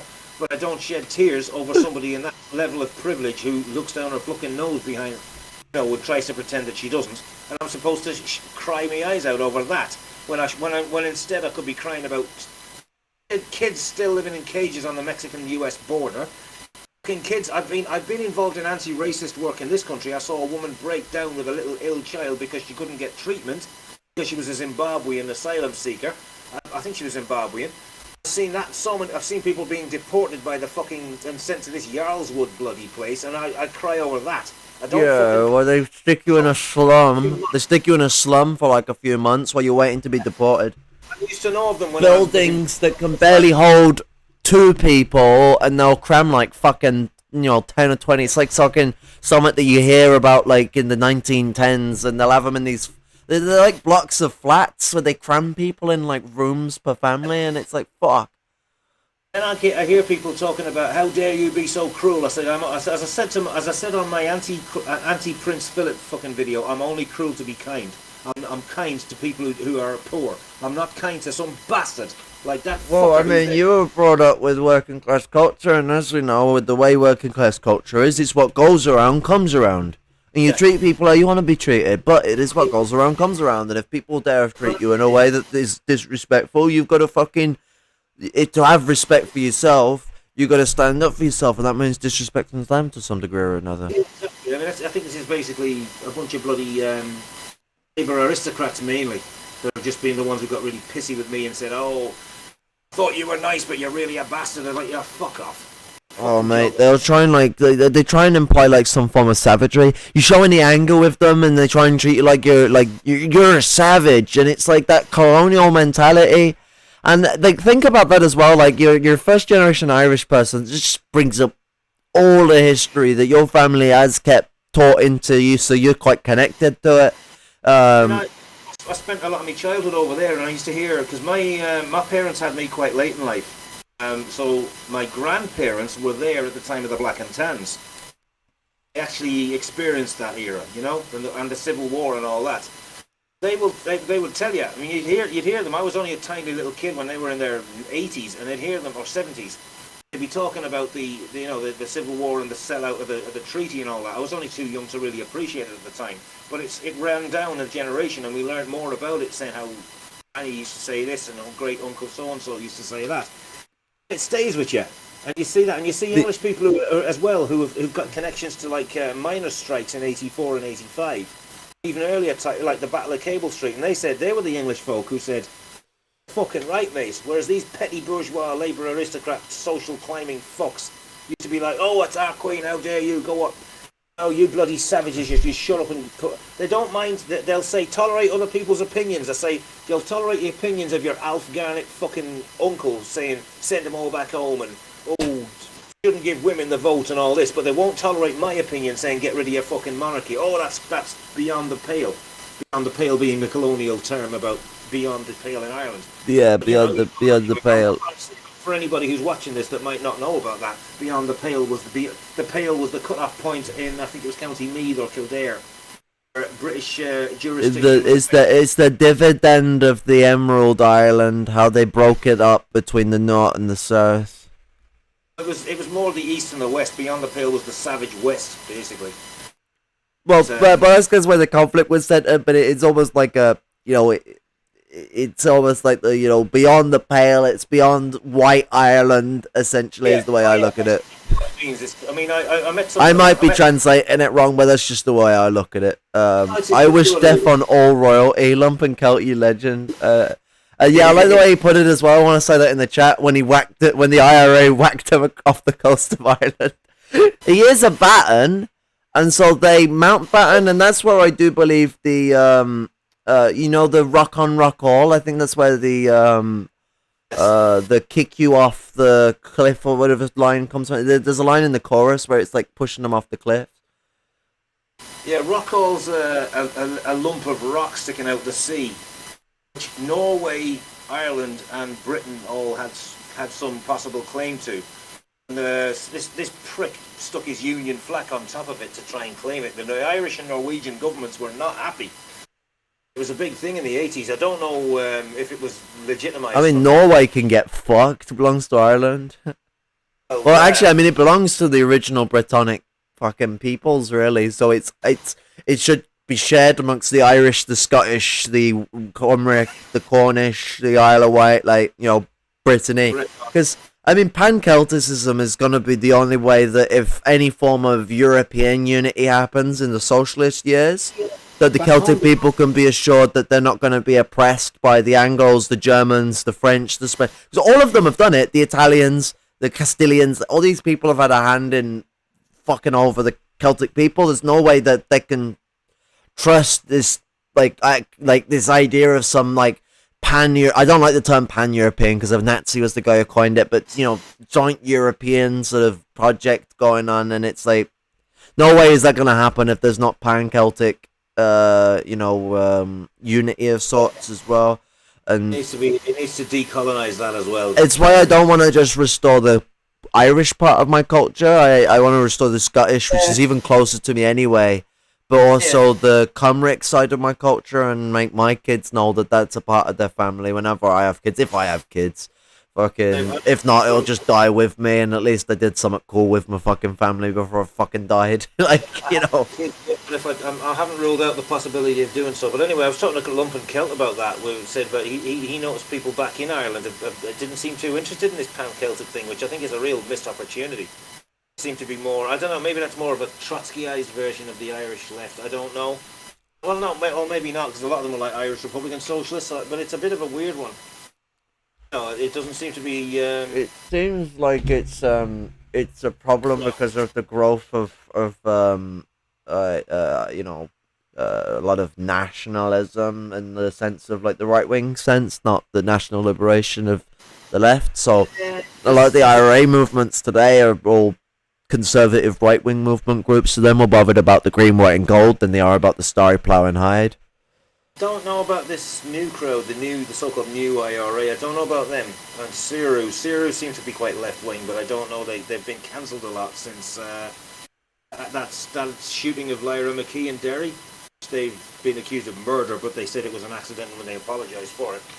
Can't see why they would deliberately kill someone like that anyway. So I suspect it's more a case of the Brits deliberately put her in harm's way so she'd get shot and they could capitalise on it. That's what the Brits do. Ciru got cancelled a lot for that, so we haven't heard much from them, you know. But the IRAs often have left and right wing trends. I mean, the INLA was one of those that broke away to get rid of any right wing trends creeping into it because it was ostensibly Marxist, Leninist. You know? We have a beautiful message that conglomerates into the anti-monarchy struggle from our brother BRG over in America. Oh, the occupied regions of Turtle Island that dare call themselves the United States. Quote, the only sad thing about the death of monarchs and rich people is that they die of old age, and is a critique of the revolutionary movements in the countries of which they live. They are not supposed to die of natural causes, from BRG. That's a pretty apt description of the situation, if I say so myself. Not really had any interactions with BRG, to be honest, so... Oh, he's a brother, absolutely. Like, man, does a lot of fucking work for his people, and, like, you know... he's an active revolutionary. He tries to keep his presence online purposeful and doesn't get detracted into fucking drama. Like, I've made the mistake of when I got too overfocused with fucking Caleb Maupin regarding MRN's own interests on the issue. Like, you know, Caleb Maupin had wronged Jason, so people felt a bit fucking off-ended. Also, I've been trying to get Jason to open up about Caleb Maupin being a problem for fucking years. As long as Black Craigard has been calling him a Strasserist. And so, like, you know, it's keeping those drives forward, and Black Red God's a big inspiration for that. You know, as much as we should be trying to bring out information and show round the world struggles and make polemics on the issues of first worlders and what their problems are regarding both the revolutionary struggle and the different right-wing movements that are cropping up, but we must always know that it's not activism to be online. Activism happens in the streets. That's where you have to be active to be an activist. Yeah, used to be. I'm not so active now. Health problems and all that. Oh well, that's it. I'm hoping to get myself at least on my feet and then move up north, because it's best not being in a place where you're already known by your own name, and then go about things from there. I somewhat know trying to get some comrades together to do feed the people programs and stuff like that. Yeah. I get this goddamn hardline Marxist punk rock thrash crossover bands together as well. Yeah, and then we can like give out fucking like free cassettes or stuff at the fucking cassettes and CDs. I think we could have both. Because some people prefer one over the other, or don't have access to one and they have access to the other. Well, I want to do a project where like I provide people players and books on cassette, so like you're not relying on people always having smartphones. It's like, you know, here's a player, here's some headphones, and here's some books, and if you stay in touch for free, we'll keep giving you more books. And if you at any point get bored of these books, you got two options. You can give them back if you want. We'll just give them someone else that's sweet. But if you want to record over them and do what you want with them, feel free. Heck, you want to bring them back and ask me to put some music on them that fits the time with the cassettes, I'd do that for people. Like, I'd genuinely just, you know, open door policy on how I engage with people, because they're just... You gotta be that type of you know, the communists must be... You know, the communist movement must be in brotherhood to the proletarian struggle, because it must be showing a sense of brotherly struggle, and you know, you can't be preaching that the proletariat must show brotherly love across the world to its brothers and sisters, and as an international movement, as a class, if we're not showing that brotherly love to it, especially considering in my position, I think that the proletariat and lumpen proletariat should be the only people who hold any vanguard position in the party, while the labour aristocracy and the petty bourgeoisie take a more advisory and literature-based role within the party and don't actually have any dictatorial power. It kind of gets rid of the problem of the revisionists more commonly coming from the middle class. It don't end revisionism, it can still happen. Heck, those middle class people who turn revisionist in that restricted sector of the party could even influence people. But if they show revisionism, they can just be removed by the party, by the fucking proletariat who have all the power to vote on the situation. Even people who aren't middle class in origin can suddenly become corrupted by a bit of power they have. You know, they have to be constantly outnumbered. You would need to build the mass, and that's really hard when the proletarian consciousness is not really geared for that type of... I'm just throwing that out there. No, I think that's like a really good point, but it's sort of like it almost neutralizes itself a bit. It's not. Yeah, exactly. It's not as likely for that reason. It's just something to be not complacent about as well. You can't be complacent about anything. Yeah, you can't relax because of it. Like, there's no relaxing. Class warfare is heightened, and if they can't do it through the institutions, then the petty bourgeoisie will try and organise with the bourgeoisie by other means. The fuck out of me, to be honest, because, you know, well, I don't know if any of the fash know where I live, but they know somewhere vaguely where I live, and I'm that they'll make me go, oh shit, you know. But and it's like there is no movement to back you up. If they come for any of us, we're dead. That's it. You know, they get away with it. It's scary. Especially in like, we ain't got the American benefit of being allowed to fucking bear any forms of defense. Like, and it's not even like just like the arms are gone. If you own a weapon, it's, you know, anything that's in the intent to harm, even for self-defense, that's against the law. So if you own something in your own home that the intent of self-defense, it can be seen as like as soon as you say that that's the intent, you've now changed it from being a, you know, like a prop or like an ornament to now you own a dangerous weapon and you shouldn't be allowed to have that. You can buy things like air guns and crossbows and longbows. I mean, you can own guns as well, but like as soon as anything's like used to protect your own home and you injure someone, you can get done for assault or murder if you do so. It's fucking crazy. Yeah. I mean, it's the. I mean, I don't know about guns because they basically banned guns, but I don't know. You And can having still all own shotguns and shotguns, yes. under license. You can own an assault rifle, but you can't keep it at home. It has to be kept at a firing range. Yeah, yeah. It was that whole thing I had with the left in the 90s about banning guns, and they used to say, "What would you need a gun for anyway?" Well, I mean, you say left, but it was Tony Blair that banned the guns in the end in '97. Left. They were left. They were left as opposed to they were opposed to the Tories, and they were slightly left of the Liberal Democrats. Yeah, it's like the American way. That is fucking hell, like you know. American left, as they call it, the liberal, so-called progressive type that Fucking want to ban Tony fucking sign a deal that cripples Ireland for fucking decades. Blair.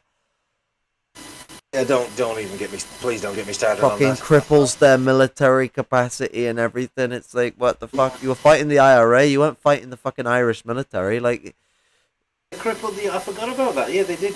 Wasn't that something to do with the Good Friday? I've forgotten so much about it because the Good Friday Agreement. They basically put Ireland in a position where they have no ability to fight a war. Yeah. It's more stupid jokes about, oh, look at the Irish military. They're still in the. He used to hear it all the time. You know, the Irish military. They couldn't even organise a piss up in a brewery, but that's all they do is get drunk. They're under fucking blockade for like most of the 20th century. Of course, they couldn't organise shit. And then when they weren't under blockade, if they weren't under blockade, they were the Irish Free State anyway. That was always the funny thing. Like, they had a complicated relationship where most of the time they didn't get along. But Britain always controlled their industry. Even when they were blockaded and not getting along, Britain was profiting off every bit of their industry. Blockade against Ireland, I mean, that was... When you're talking now, because that's something I don't remember off the 20th century. So 20th century, they owned their industry. Because that's the reason why they own the industry today. They never took the industry from the British businesses. Oh, I know. Connolly was right. If it splits down the middle, it'll be carnival on both sides of the border. Yeah. I've forgotten about blockades because I have a vague memory about something to do with that, but I forget Well, so because much. people typically call it sanctions, but you know, like sanctions back in those days meant a big old blockade. Sanctions is a great one they use. They call it economic sanctions against Russia, sanctions against North Korea, sanctions against. Well, they didn't give the Irish Sea to the Irish until like the 60s or the 70s or something like that. Like, it was like still about right. It may even be later than that, but it was still claimed as like British waters. And I do believe Good Friday allowed the British to operate in the Irish Sea again, but I can't remember. They couldn't go. There was the Anglo-Irish Agreement in '85 as well. They were scared that they were going to start going over the border to arrest people, which I think they were doing anyway surreptitiously. But instead they worked it so the Irish Free State Compradors, which is particularly bad in Fine Gael government, instead what they did is they put extradition through to Republican suspects.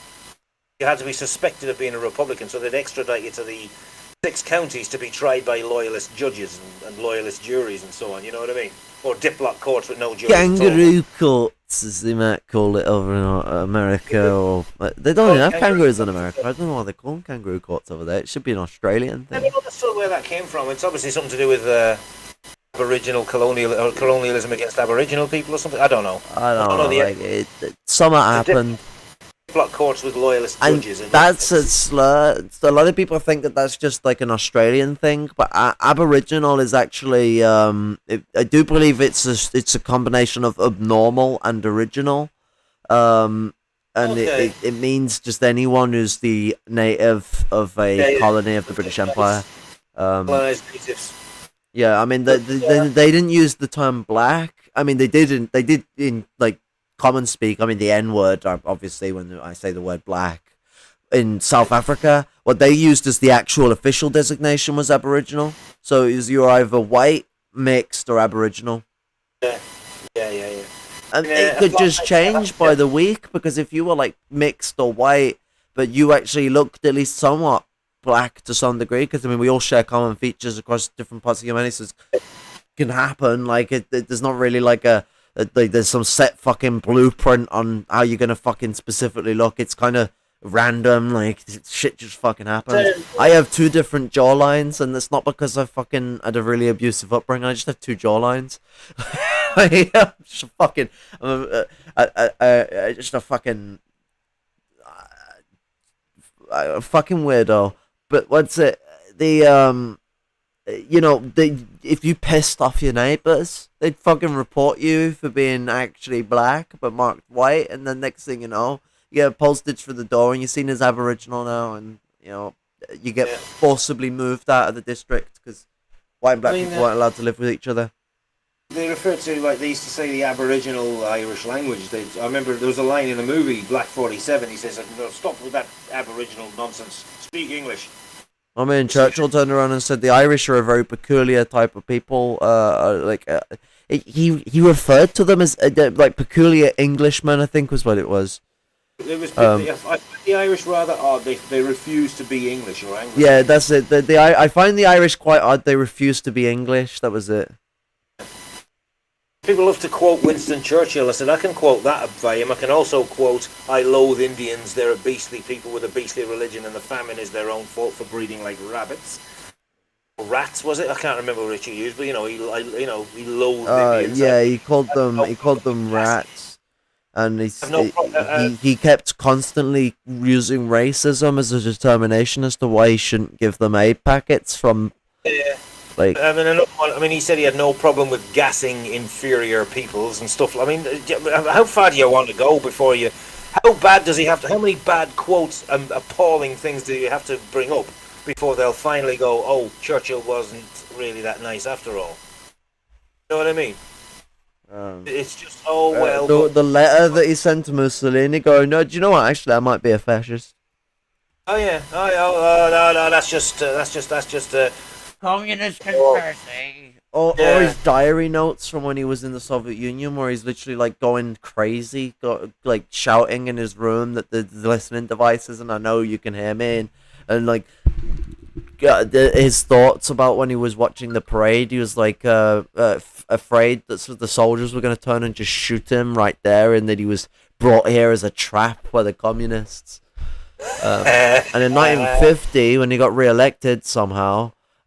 He decided to turn around in 1950 and turn around to fucking America and go, "Yo, do you want to do Operation Unthinkable where we nuke the Soviet Union?"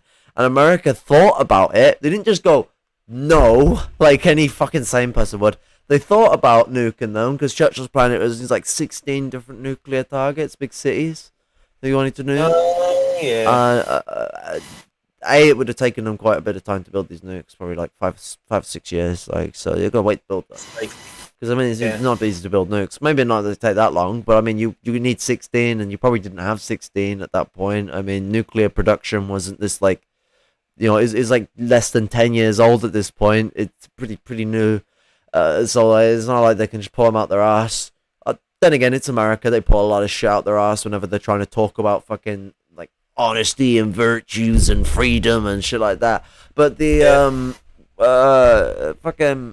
but the Americans, they thought about it and they came back and they're like, you know what, we would, but the Soviet Union will still win. So no, that was NATO altogether nuking the Soviet Union and then invading, and apparently there's just no way that they could win. It's just fucking hilarious to me. Yeah, I mean, it's a monstrous idea, but it's reassuring to think even if they did that, they couldn't win against the fuckers. I mean, they're a very formidable enemy. I think that's what it is. They keep thinking that Russia's this backward country, and they're trying to convince us that it's never going to win in Ukraine and all. I mean, I have no desire to see either bourgeoisie win in Ukraine. But, they're all saber rattling against Russia, but they know damn well they can't take them on. Even now, you know, I mean, they don't. It's not as formidable, I think, as it was under the Soviet Union, because it doesn't. It's very bourgeois. The Russian and it doesn't have all the other republics attached to it, with a working class that's willing to fight for it, like it was in the Second World War. Jesus Christ, did those Nazis get a nasty shock? Oh yeah, it's like what's it? It's a weird anecdote thing. My older brother has started getting back into his Lego stuff. What's it? I got fucking on my fucking mic. I thought it would be hanging in a cool enough position that it would be visible on camera, but it's not. But if I just like,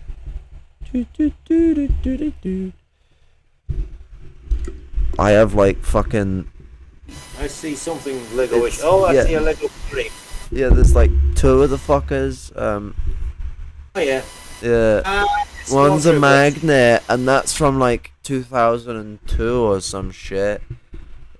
Yeah, I think it was 2000. Actually, either 2002 or 2004, probably 2004, and like it's a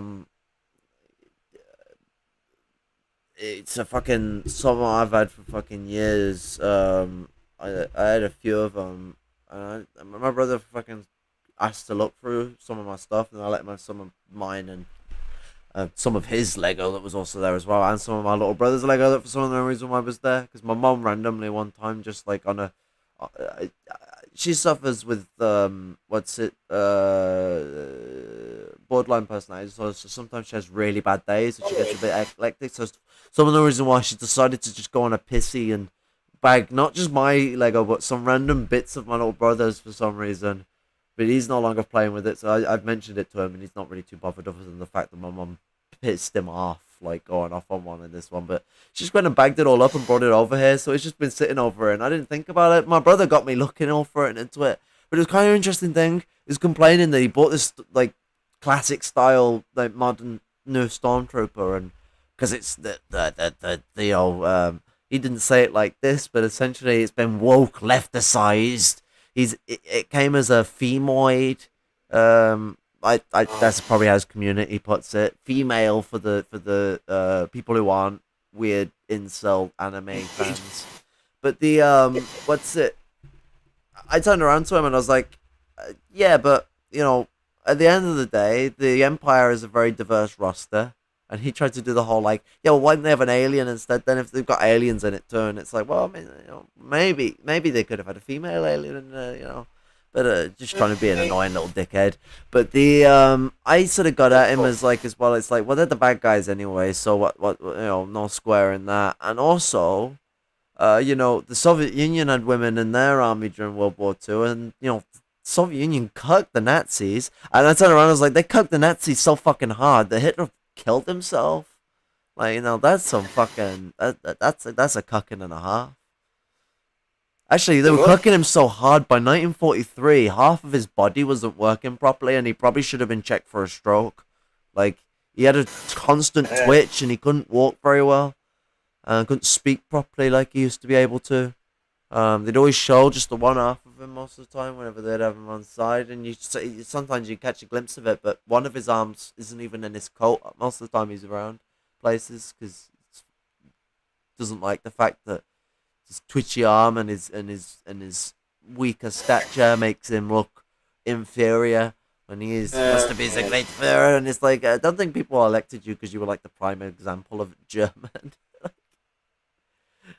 You're just a German guy. Like, it's because you were a prime example of a nationalist. That's why they may have gone for you.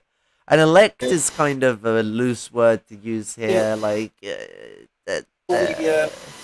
all the racists tend to be, or the white supremacists, and they're also very ableist. They're also, well, not exactly prime examples of masculinity and racial supremacy, are they? You know what I mean? They're absolute fucking Shapiro, Joseph Goebbels.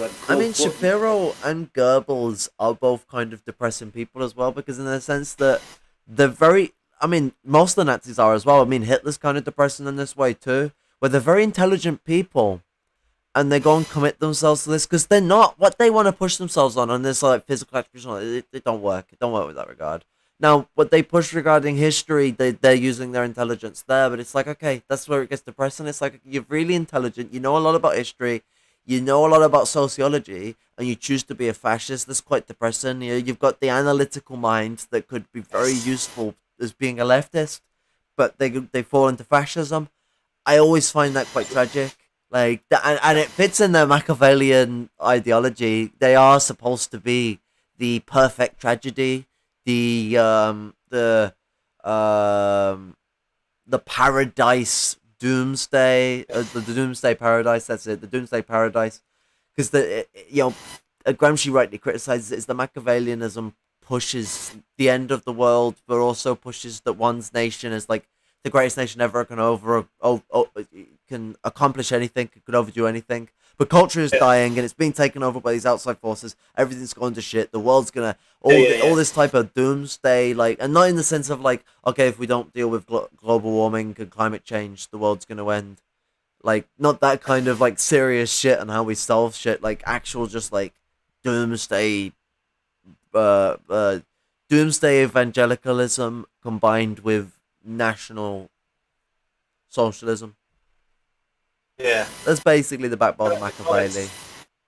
Looking at comments about drugs in the Third World. Was it thoughts on Northumbrian independence from who the hell's Nasbal? Northumbria independence, Nasbal Harold.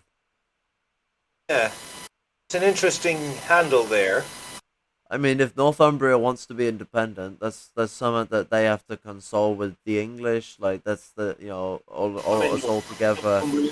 That's a big decision to be made because we gotta look at like how do we then allow the cultural autonomy of Northumbria if it wants to be culturally autonomous without creating a division that gets in the way of the English nationality on a basis of family family relations and things like that can exist that can cause problems. Because when you do something like that, this is what I mean. Like this is why the natives want to just go, yeah, let's kick everyone out in America. They don't see that as helpful or useful. It actually kicks out a lot of their own family. So a lot of the way that things go around with decolonization projects is that a lot of cultural autonomy is understood and respected and taken into consideration. But obviously, on the basis that the people who are native to a region has the greatest control over it. That's why I say national cultural autonomy has to proceed with, therefore, local cultural authority, which comes into the way a communal structure should function anyway when you're conglomerating the powers of government.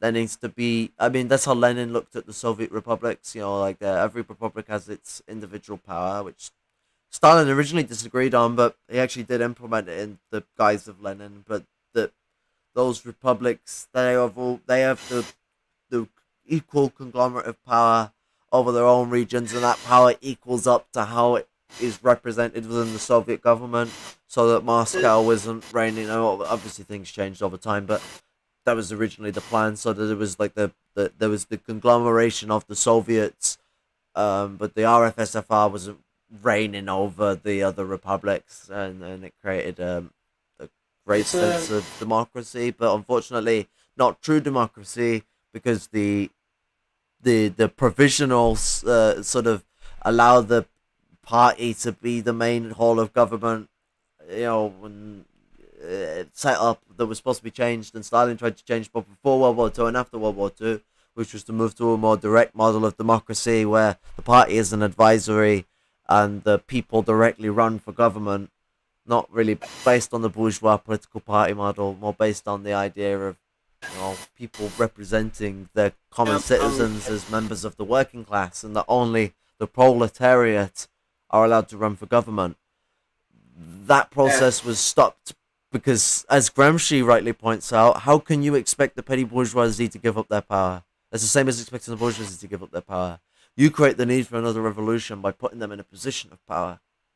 So why put them in the position of power in the first place? Sorry, I can't stop yawning. But yeah, that's true. I mean, there's this breakaway group, not just Northumbrian Club, it's the NIP, the Northern Independence Party, which is more sock dem, and there's always dangers like that with. I feel like communists should get involved with it, because at the end of the day, even if we don't want England to feel broken up in the end, breaking up the union is important. And if England wants to leave the union, let them leave. If they want to join Scotland in a union, let them join Scotland in a union when Scotland finally has a successful Screxit, or whatever the fuck they want to call it. This is what I can't fucking understand. I was having this argument with this like Marxist Leninist who's seemed all right because he was basically dunking on this pro-NATO bollocks, but he's absolutely pro-Putin, pro-Dugin. He said he's not a Mormonite. Pro-Dugin. Dugin literally said the fourth position is a modified third position. Yeah. And he's going on about sort of like Britain can only be socialist outside the EU. I made a comment saying Britain can never be socialist ever. It can only die and turn into something else socialist. It can't be socialist. Bro was like expecting you to be like some pro-EU shithead, but no, you're like anti-EU and anti-British. And he's just surprised that like you Yeah. You've eliminated his contrarious bullshit by actually being a principled Republican socialist, because there is no there's no British socialist. There's no such I've thing said as. that Scotland going it a lot because I said I'm in favour of Scottish independence because it breaks up the UK. But if I was He told, said, oh, if I remember rightly though, Nasbol Harold is an indecent person, because I'm pretty sure they're from Badar Boys channel, and I get a nice quick hello with Nasbol Harold back when I was watching a stream from Badar Boy. I swear, because I came in literally just as he was about to turn around and say goodbye. So I'm pretty sure Nasbol Harold's a G, but I can't remember what Badar Boy said. It was like a week ago. And I'm not very good at remembering things. Yeah, sometimes I am. No, I was just saying about this bloke. He was saying that Scotland was never colonised and the SNP were just Tories. I said, that may even be, but that doesn't mean Scotland. Go to fucking the Ulster Scottish and tell them that they were never colonised. Yeah, well, yeah. I mean, I said you can tell you come from the south of England because I've got comrades in Scotland who say the same thing. It's a bit like saying, I've got friends. I've got comrades in Scotland that say the same thing. It's like you're just validating. I thought you were saying to say the same thing as you. I was going to say they're probably saying the same thing as what you're saying. Like, oh, you're probably from the south of England. Lenin disagreed with John Maclean because Maclean wanted Scotland to go independent, and Lenin opposed this. I said, well, Lenin wasn't infallible. He got things wrong. Yeah, Lenin well, got things wrong. Lenin fucking was the guy who said that there should be the RFSFR instead of having Siberia be separate from Russia. There you go. Lenin was. I mean, that's the thing. Lenin is not a red pope. Neither is Stalin. Neither is Mao. Neither is Ho Chi Minh. Neither is Che Guevara. They're fucking people, and they themselves would not be, did not want to be regarded as messiahs. I mean, but Stalin was worshipped as a bloody messiah. He was uncomfortable with it, and it was the very same arse-licking fuckers like Khrushchev that put him up on this pedestal. Who, as soon as he was dead, went about trashing him. That's the site. Flattering sycophants are always the two-faced backstabbers. Well, I mean, Khrushchev was part of the people that built up the cult of personality around Stalin. So it was all part. It's all part of a plot to do a coup. And so that coup, this comes into very critical to what Lenin pointed out. In the socialist system, the class conflict goes up in its content. It's a higher stage of class warfare. Khrushchev's coup is a petty bourgeois coup against the proletariat, which means it voids proletarian dictatorship. And if you haven't got a proletarian dictatorship, you haven't got socialism. You can't have the cake and eat it. Like once you've done that then puts things into question. And what you find interestingly is the military instantly turns into this big market conglomeration. Now, what makes a commodity? Some of this produced to be sold. So as soon as the military becomes a market commodity producer and is now selling things for a profit, and is turning a profit, it's building up excess capital. That excess industrial capital gets rolled into finance capital for the banking system and for the Comic-Con trade system, not to be confused with the dress up thing. Comic-Con, not Comic-Con. There you go. I'm cool. What up, kids? It's like the meme with the skateboard thing and the twisted hat. Like, hello, fellow children. The one with the fucking geezer that looks like a frog. He was in, I think he was in the one where they go to save the world from the meteor. Can't remember what it's called. It's a comedy. It's pretty funny. Well, yeah, sorry, I'm just actually, I don't think it's supposed to be a comedy, but it's funny anyway. The world's going to end, of course. It's funny. Somebody just mentioned me in a comment on Facebook about this.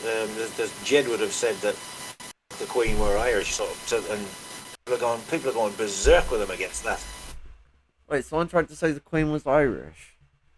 Oh no, that Jedward, who can be annoying, but they have said some pretty good things recently, especially against things like anti-vaxxers and what have you. They've just said, for your information, we're Irish. The country that has been oppressed historically by the monarchy. Please study your history. We haven't said anything but the facts because they didn't kiss the arse like a lot of West Brits in Ireland about the dead monarch. Oh, back to the monarchy again. Wait, Jedward shot on the monarchy. That just sounds so weird. Like they're like the sort of puffiest honky you can find. Like surprised that they would shit on the Queen. That's based. All respect to them on that. They've been pretty good on things like tinfoil hat anti-vaxxers and stuff like that, and trumpets and what have you. But I think they're a bit pro gun control and they're a bit liberal. But compared to the annoying pair of gits I thought they were at first, they seem to be a lot more based, as you say, than they gone through the same problem that Bieber ended up going through, where they were forced into stardom too young. I think so, yeah. They don't come across as a bad pair of people. I mean, I don't know much about them. Yeah, they didn't go the same way as Bieber though. Bieber turned into a bigger asshole when he got free of that sort of shit. But you know, they almost fell into the Jackson trap. Now they were fortunate that they weren't brought up like Michael Jackson was. Michael Jackson, compared to his siblings, like, and his siblings were abused too. Was nastily abused. Yeah. What was I saying? I used to be able to find Michael Jackson jokes funny growing up, like, but I don't find them that funny anymore. Because even if he did do those things, like, it's such a tragedy how it happened. Like, his father abused him from like the age of 7, hating black people, but wanted him to go be a black performer, and that's why, like, when he got the scars, like, he just ended up committing to going full white, like, through operations, because it was already drummed into his head that he's lesser for being black by his father and obviously by societal. It's like said about the cringe, because like when Ireland got its independence, it was hijacked by the Jesuits and De Valera and the right wing. So the next generation down became West British because they couldn't stand this extreme social conservatism, Catholic domination, violent misogyny, homophobia. So lots of these supposedly left-wing people went to a British left, a liberal. That's that like white chauvinism thing of the idea that Britain is civilizing, and they bought into it. To that, feeds it, and the Brits love them. I mean, and it didn't help that the Communist Party decided to call itself the Communist Party of Great Britain. So if you wanted to be a part of that, you would join a Great British Communist Party. So a lot of them just started to ascribe to those identities. That's a simulation in its practice. That's why I won't join a Communist Party that calls itself British. Never. It's just, that's the thing to me. I mean, it's like I have this discussion with black and non-white folk. They say, no, but we are British, we're black British. I say, the context of what you mean is you have a right to be here. So yes, in that sense of the word, okay, but British. You could say that they're African diaspora of England or something, Because them being or told black English. It's a kind of kickback against being called dirty foreigner. And being called the N-word, or the fact that British people have managed to make the word Paki a racist word, even though it's not. It's just the name of people from Pakistan. You don't call people Afghanistanis. You don't call people Pakistanis. They call Pakis, but you can't say it because, I mean, if you're white and you say it and you don't say it with the most respectful of tones, it's gonna go the wrong way because of how many people are going, "Oh, you dirty Paki," and it's like it's just soured the word. I feel cringy when I'm trying to say it, even though I'm trying to tell people and encourage people that they need to spread the knowledge that it's fucking slurred. It means pure. It means pure in Pakistan language. I mean, it's just liberalism, though, policing language. I mean, I'm not going to go around saying everybody should go around dropping N-bombs everywhere. I mean, I've been accused of normalising it, which wasn't what I was meaning to do. I worded it badly, as I often do, being an autistic person. You absolute slur monster. Oh, yeah, but it's like the term is, if you just go around banning language and banning symbols, it just means we all live in boring, grey world where nothing is discussed. It's like the whiteness thing. I said I was talking to people about whiteness. That I don't identify with whiteness. I renounce it. I kick against it and identify. You get laughed at and talked shit on and told you're racist. Stupid fucking Yankee idiot saying, "But I've got news for you, man. You're white." I said, "Sorry, I don't do." You know what I said to her? I said to this person, I don't do self-flagellation and self-loathing. I was like, oh, I'm so awful. Oh, we're so white. Oh, I hate myself. Fuck all that. Hang on. Fucking shut up. Fucking phone goes off. I'm on the Bluetooth. I start to live streaming, and it's all this. On the Tinterweb. Awful.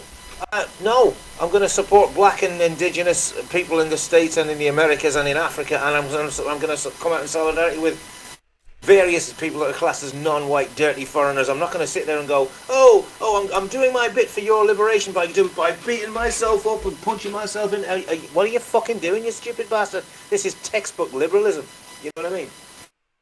It's like, I'm not going to make stupid comments about the monarchy, but I will say, fuck off. I'm not sorry the Queen's dead.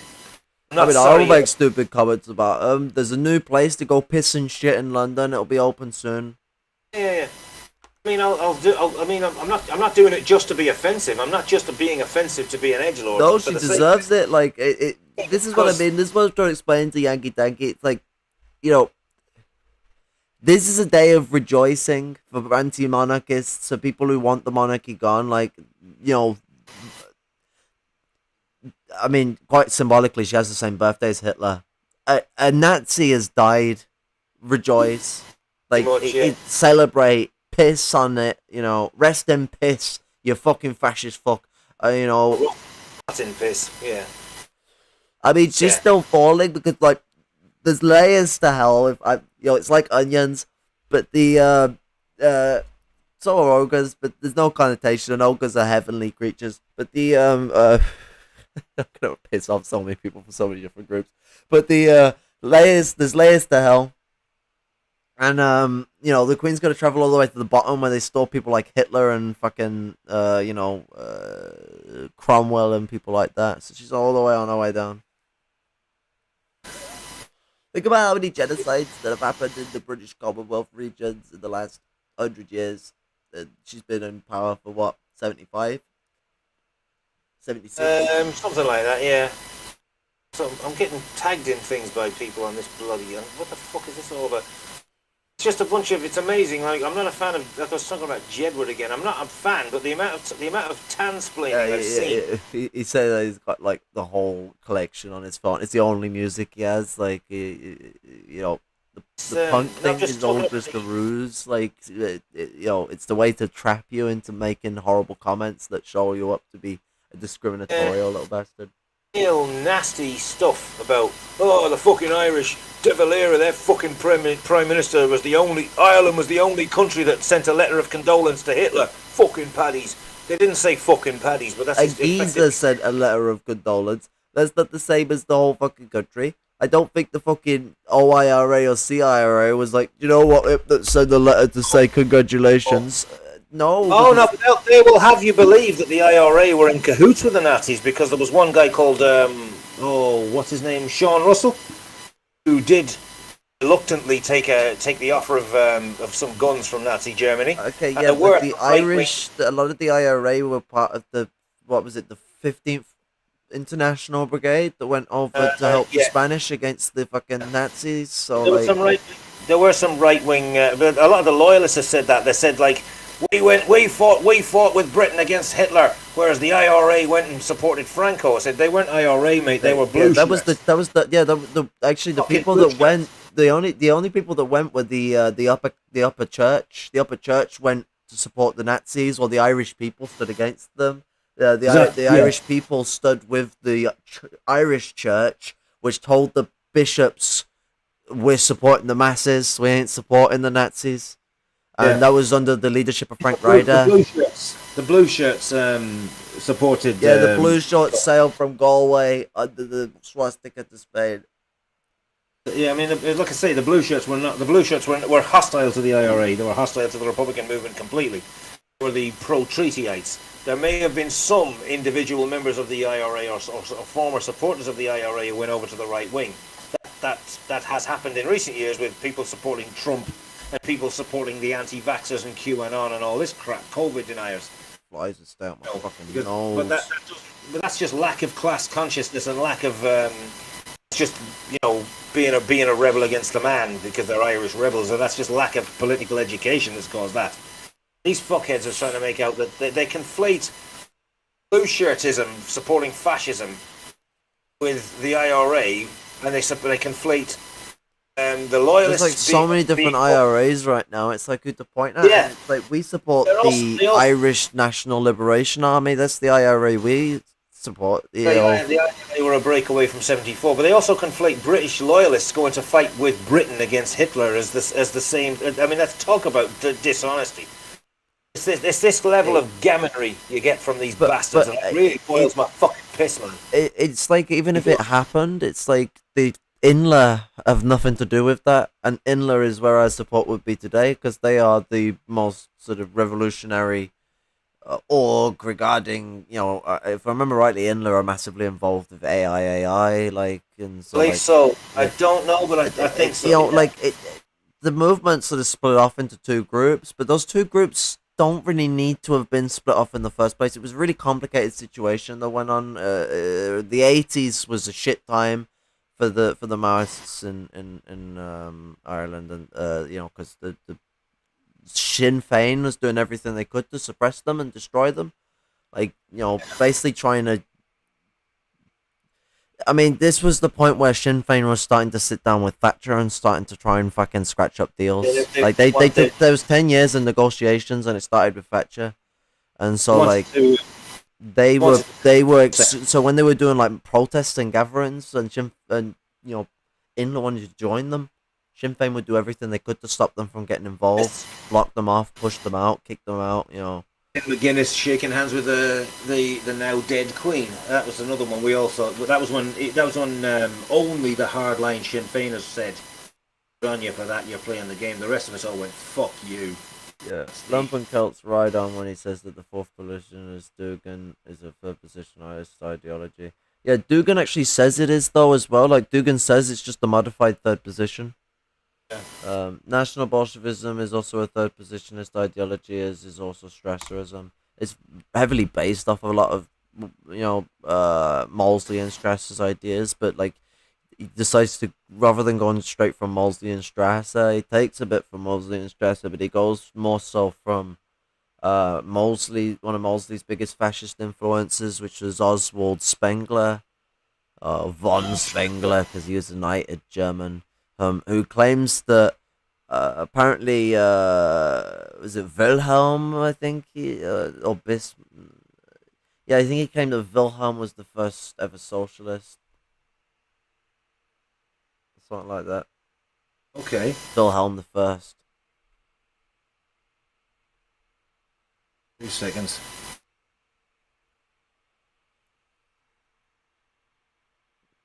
I think he's on about one of those nationalistish, socialistish. The NSDAP. Well, no. We're talking 1870s. I think this was when Spengler said it. Like Spengler turned around and called Wilhelm the First or Second, whichever one it was in the 70s, the first ever socialist Prussian socialist, the Prussian socialism. Yeah. Remember it's the biggest monarchy cult ever. Like it's like the socialists want to get rid of the monarchy. Well, we can do socialism with the monarchy, guys, and the monarch is already a socialist and he loves it. The Labour Party sticks as well. And it's like I turned around to someone and I explained this. It's like at the end of the day, even if they were, if you were a monarch, there's no matter what you do, you could provide a perfect life for everyone. Everyone gets, you know, enough money to live and survive. You are still a monarch. You therefore hold a position of hierarchy that is unjust. It has to be abolished. It is still oppressive. And not only that, but where the fuck is the money going to come from for all these people? Or you got to oppress people to get that. And if you're giving a surplus to people, that's the third world. That's why there's such a big chunky middle class in the first world. And that's why even poor fuckers like me can get cheap shit from Amazon nice and easy. Yeah. Exactly. I mean, that's this oppression. Everything that we buy comes from the backs of oppression, and we don't take it. I mean, it's like I'm a socialist, and I mean the Labour Party was the same. I'm a socialist, and I don't have a problem with monarchy. Then you're a fucking fake. You're not a socialist. You're a sucked in bloody third positionist, effectively. I mean, their original party program turned around and explicitly said that they're to oppose Marxism as much as possible. Said what? Sorry. To oppose Marxism as much as possible. What's the Labour Party? Yeah, their first ever political program. We're always anti-Marxist, so we're kind of like Methodist, puritanical, suck them kind of thing, really. They were typical of the kind of puritanical. I know, but like they tried to hide it in their like second sort of party program. They tried to hide because grassroots Labour Party was massively full of Marxists, but everyone seems to get confused with the two. Grassroots Labour Party doesn't really have anything to do with the making of the original Labour Party. That's a bit of a lie. Like, yeah, there were some people from it, the Social Democrats, the ones that refused to change the name from Social Democrat when the Grassroots Labour Party decided to go down the line of socialism, when Lenin went down the line of socialism instead of social democracy, and they did not like that, and they ended up being a part of the formation of the Labour Party. The Labour Party was formed to be a new opposition within government as a way to challenge things forward and make the workers feel represented, because obviously liberals and conservatives didn't represent them, because I mean the conservatives are still remembered as like, weren't you the guys that like spent like over a century trying to defend feudalism? Like, well, I mean, somewhat mercantilism more than feudalism, but I mean it's basically the same difference. They were opposed to the industrialization program at one point. And it's like, and then you got the liberals. And it's like, you're the guys that like when we wanted to do like a free country where there's no class, decided to massacre those people and institute a capitalist system where we now get paid for all, don't own lots of land, and fucking starving. Yeah, no, we don't like you either. So they had to make a new party. I'm surprised the liberals or the conservatives get any votes from any of these middle class people, because you'd think it'd be remembered in their family, or it's like, the only one I could understand them being stupid enough to fall for would be the Labour Party, because they are the ones with the more likely trick to be fooled for. They're called the Labour Party. You would think that they'd at least live up to their name, but like most things in Britain, it's a fucking load of bullshit. Yeah. Middle class party. Party of the monarchy. Her Majesty's opposition. The Whigs and then the Liberals were more the mercantile crowd, and the Tories were more old anti-industrialised feudalists, I think, or something like that. Labour Party. I mean, like it was the Independent Labour Party that led the round of applause for the massacres of the 16 uprising leaders and stuff, but I don't know. I think the Marxists would predated that, if I remember correctly. I don't know. My knowledge is so sketchy on the infancy of the Labour Party and the formation of it. Yeah, I mean, what's it? James Connolly's last statement to the Irish people was fucking fiery as well. Don't say.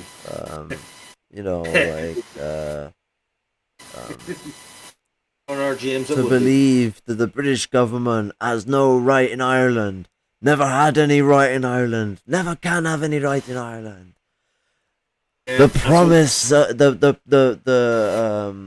promise of which, to even of one generation to even a respectable minority, is willing to affirm to and attest to that truth, leaves that government to be forever a crime against human progress. And then he goes on about thanking God that there's thousands of Irish men and hundreds of Irish women willing to stand and to attest to that truth with their lives if need be. Signed this day, James Connolly, Comrade General, Dublin Division, Army of the Irish Republic, IRA, and then it's the walking down Saxon Street with Starry Plough and Hyde. Here comes the citizen army with their fists raised in the sky. I just love that bit from the start there. Like, it's like fucking it's a song that Lumpen-Maoist showed me. Oh my god, this is Jesus. What is this around here? As a British man, I really couldn't give a fuck what the Irish or any other country think about our present day monarchs. We as Britain mourn together, and your views are irrelevant at this time. Have some fucking respect, you pair of bellends. To Jedward for not respecting the monarchy. But good little bigorra paddies and this little bogwags to do anything for our little lord. Fuck you, mister. I don't want to dox them. Shall I mention this guy Prick by name? Maybe no, I don't want to give him the satisfaction. At the end of the day, like, they're all the same fucking dickhead, and it's just another. It's like, yes, this is universal gammon cis man like this. Have a pair of respect. I mean, I'm not asked about Jedward, but they were right when they said boneheads. The boot. They're not going to lick the Anglo bloody British Hanoverian bloody boot of the monarchy. So when you go to a shitty carvery and you have gammon and it tastes like it's fucking been cooked on a tire. For them are there going, oh, what about Cromwell? What about Parliament? What about? Saying, well, does Bro, that when they mean were trying to push that Cromwell was progressive, like Cromwell actually regressed the liberal revolution of Britain and turned himself that's the into a thing? monarch. I mean, that's the thing. It's like, I mean, Well, England, sorry, I just keep doing the Cromwell fucking was thing I cut arguably. people off for.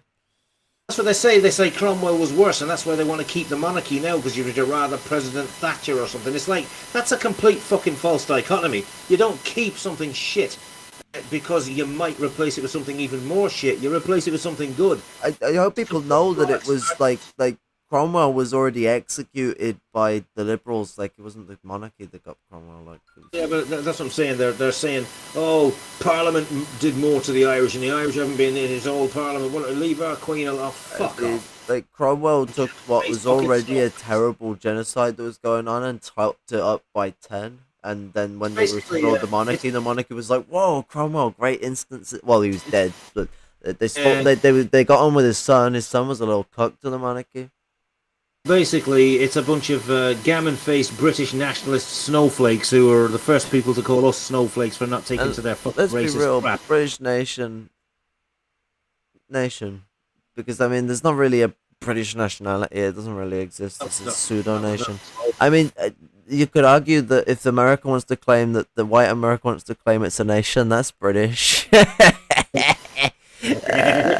They really hate that. They hate recognize. Like that's what I get. It's like one of my favorite fucking videos I did. I mean, it's probably not one of my best delivered videos. Is the American patriotism is British nationalism exported or exported British nationalism if it's the English properly. I speak like Yoda sometimes. I do.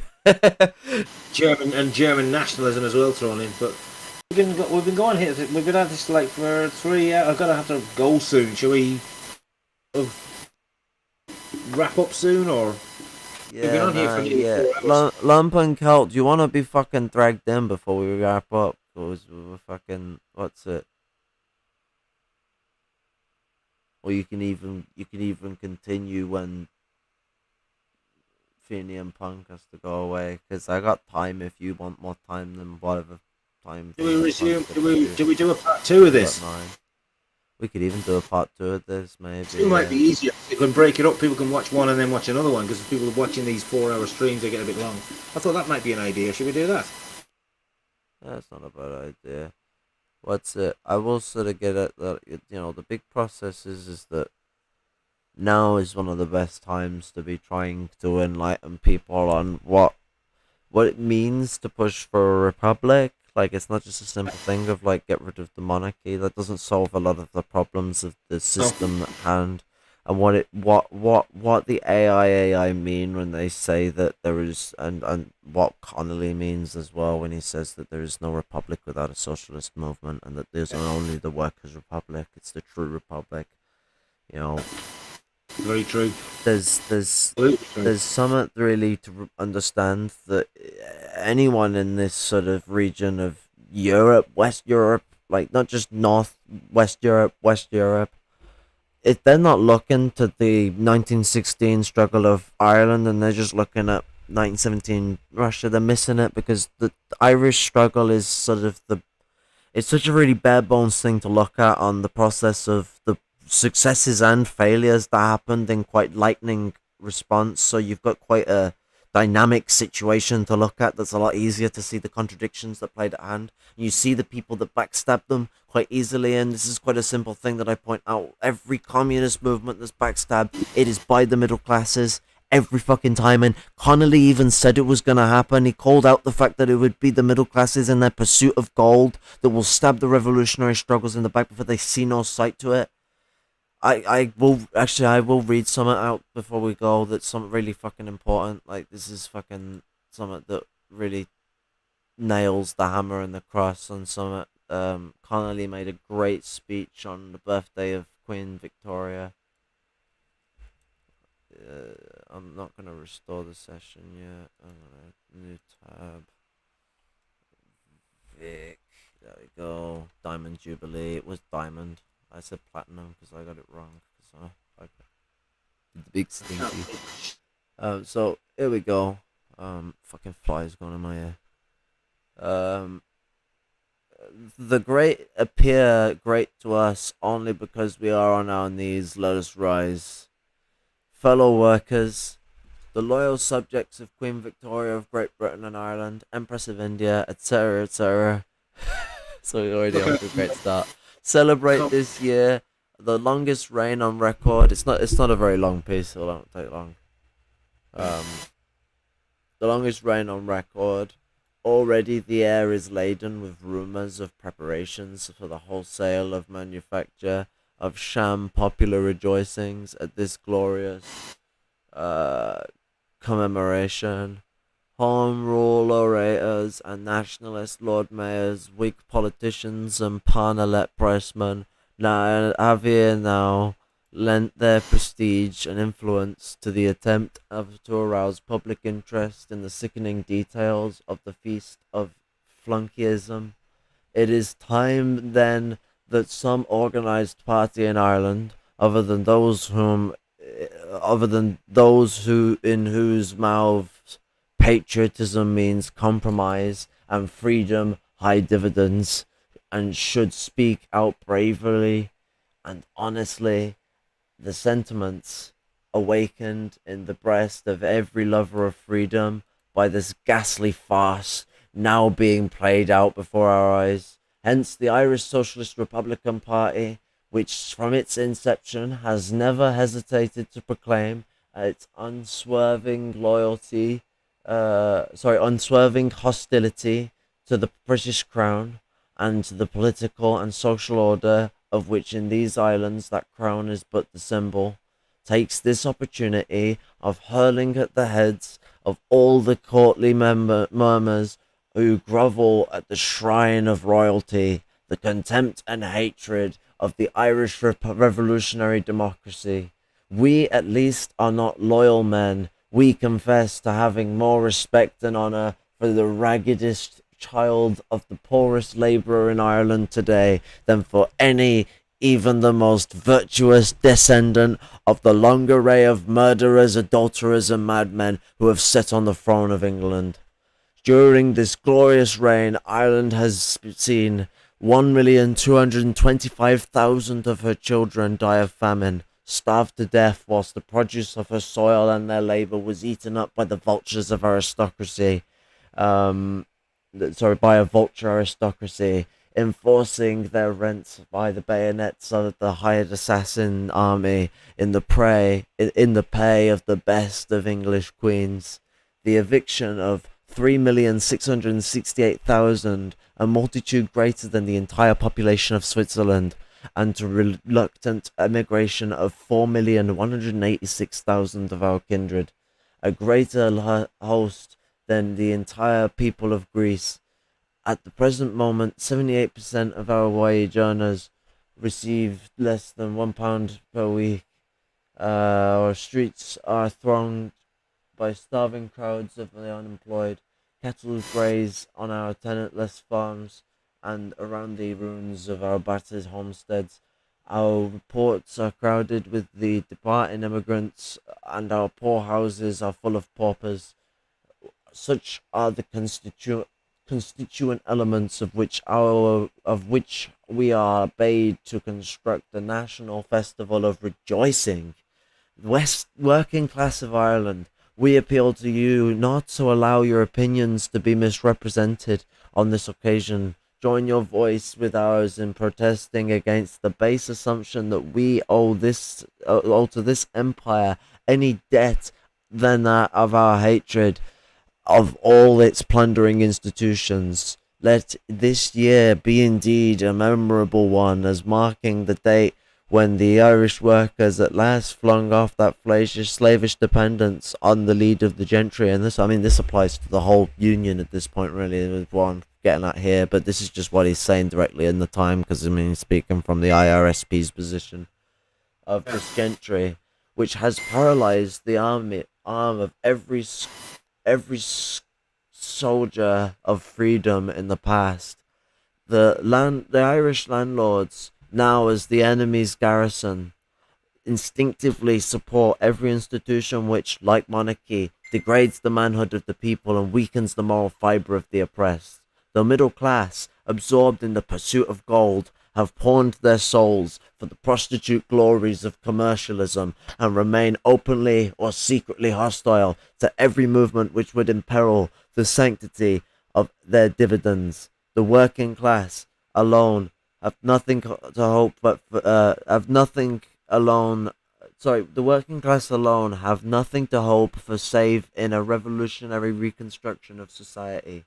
They and they alone are capable of that revolutionary initiative, which, I mean, he's basically saying Gramsci like shit, and it sounds like here, like he's saying like, you know, don't trust the middle class. So, you know, like Lenin also said, but Gramsci was a lot more, you know, like maybe it wasn't a good idea to allow them in the party to have power in the first place. It probably didn't go down too well. I think he's having some reconsiderations when he ended up in prison and the party was trying to fuck him over and leave him behind. But anyway. Yeah, no, they and they alone are capable of that revolutionary initiative, which, with all the political and economic development of the time to aid it, can carry us forward into the promised land of perfect freedom, the reward of the age-long travail of the people. To you, workers of Ireland, and like I say, this kind of applies again to the Union and what we're saying, we address ourselves. Agitate it in the workshop, in the field, in the factory, until you arouse your brothers to hatred of the slavery of which we are all victims. Educate that the people may no longer be deluded by illusory hopes and prosperity under any system of society of which monarchs or noblemen, capitalists or landlords form an integral part. Organize that a solid, compact and intelligent force, conscious of your historic mission as a class, you may seize the reins of political power whenever possible, and of freedom, whose hope in you, and pressing unweariedly onward in pursuit of the high destiny to which the Socialist Republic invites you. Let the words which the poet puts in the mouth of Mazeppa console you amid the orgies of the tyrants today. But time at last makes all things even, and if we do but watch the hour, there never yet was human power that could evade, if unforgiven, the patient hate and vigil long of those who treasure up a wrong.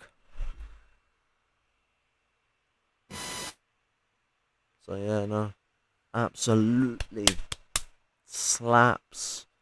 And this applies as instinctively with the death of the Queen Elizabeth as it does with the Queen Victoria, and as much to the rest of the Union as it does to Ireland. But you know, this is a core piece to the Irish people because of the particular struggle that's going on, and you know, this actually heavily inspired a lot of the Scottish anti-monarchists as well, along with a lot of Connolly's works. You know, the pan-Celtic idea is sort of, you know, only really ever possible with Irish Republican socialism. So, you know, Connolly's, well, sorry, Republican, you know, Celtic Republican socialism, but Irish Republican socialism was the start of it all. And it was the start of successful Marxist states. I think people seem to forget that 1916 Republic didn't fall until 1922. No, it wasn't. You don't want to give them bloody paddies that got any ideas. We can't have that. No. I didn't. Yeah, that's the thing people don't seem to fucking forget. It wasn't the Free State during the Civil War, or it wasn't really Civil War. It was more war between them and Britain. But you know what I mean? Like it was after the British War, 1922, when they didn't lose because they were beaten on the front line either. They lost because they were betrayed from the inside. That's the biggest problem. And, you know, Connolly even predicted that was how it would happen. That's the fucking scary thing. Like, that geezer had some fucking, like, he had some fucking next level brain on him. And this is why I tell people, it's like, Connolly. So my YouTube profile picture now is Connolly and Lenin next to each other. And that was a really good example. Lenin's a great example of a petty bourgeois, class suicidal Marxist. You know, he tries to define his petty bourgeois nature, and he's very critical of the petty bourgeoisie, and confines that in a lot of his ideology. James Connolly is as working class as it gets. He grew up in Little Ireland. Them couldn't read or write until he was a fairly grown adult, and he moved to Ireland and got married. Like, you know, he gone for a lot of shit. Yeah. Conservative. We'll have to wrap up in a minute. Yeah, but 1834 was when they reformed into the Neo-Conservative Party. Yeah. Oh, I didn't see that. Yeah, the thing about I saw the thing about UDA, UFF, Yeah, and that. because the Tory Party was the original Conservatives, and then like they turned into the Neo-Conservative ideology under Sir Robert Peel. It's also true what Lumpen-Maoist says. The Liberal Party were originally called the Whigs. That is true. They evolved into the Liberals later on. I remember saying that to someone and they were confused. Add me, I'll add you in then. I'll beam you up, Scotty. Should we carry on? Because I've got to shoot off. George, you want to start a new one again in a bit, or just to stop this getting really long? Yeah, I mean we could break it into two and start again in like a bit when you come back, like if you want. Because I mean, if it turns into 7 hours long or something, it's like bloody hell. People have to look through it and edit through and skip forward and stuff. You know what I mean? Just a thought. Yeah, I mean we could like take a break and then fucking go back at it. I mean it's up to you, but like I'll add Lumpen-Maoist in right now anyway. Yeah. Oh. Lumpen-Maoist? Are you alive, mate? Hello? Oh, Discord's not doing the thing where it makes you quiet. That's great. Like, okay, so no sweat. Discord is like a vendetta against Lumpen-Maoist. Like, sometimes it just doesn't fucking decide to let him work. Yeah. And like, I know now to make sure to check, but sometimes I've been a bit fucking a bit lousy on it. Like, because I get too caught up in conversations. I'm very terrible for. You know what I'm like. And then like fucking what's it like? The thing is though is I've gotten frustrated and lost my temper when it's happened to me. Like I know how fucking annoying it is. That's why I get really fucking stressy about it. Cause like, like I get fucking pissed if no one can hear me and I'm talking. Like that's one of the things that make you want to fucking scream into the void. Like, oh yeah. Especially if you're like saying something that you felt like to be like critically important in the moment, and so like. I'm texting. My phone's going mental at me here. Can I yeah.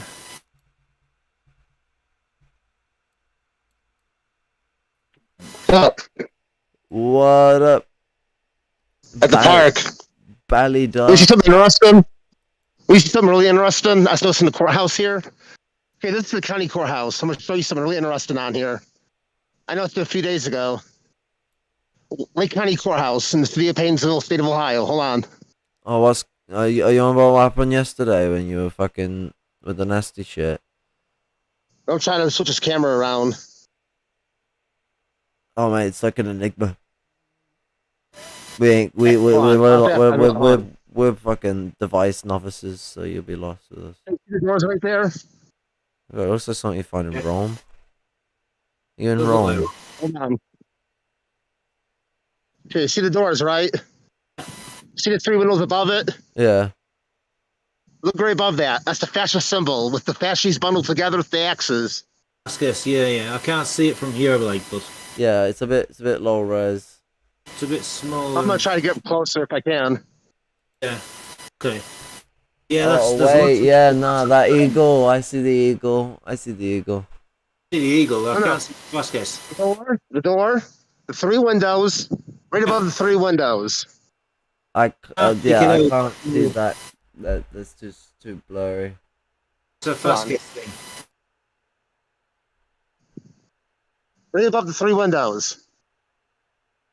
A bit small. Yeah, it's still a bit small. Like what? Describe what symbol it is. Which symbol it is? Is it the skull? Baskets. The fascist symbol, the bundle together with the axe. Yeah, the three. Yeah, but they got the eagle on top as well. They got the Italian eagle. That's the same one that the Mussolini had on his hat. Look at the eagle on top. Eagle's up there. Yeah, no. But I'm saying, look at the eagle. The eagle is the same one Mussolini had on his hat. Yeah. Like it's the exact same eagle that the Italians used. Yep. I can make something out. I couldn't quite make Look it at out. this shit. Look at this shit. They're lowering the flag for Elizabeth here. Oh my god, like so much for the I'm fucking serious. American Revolution. I thought Ohio was one of the 1776 yeehaw states.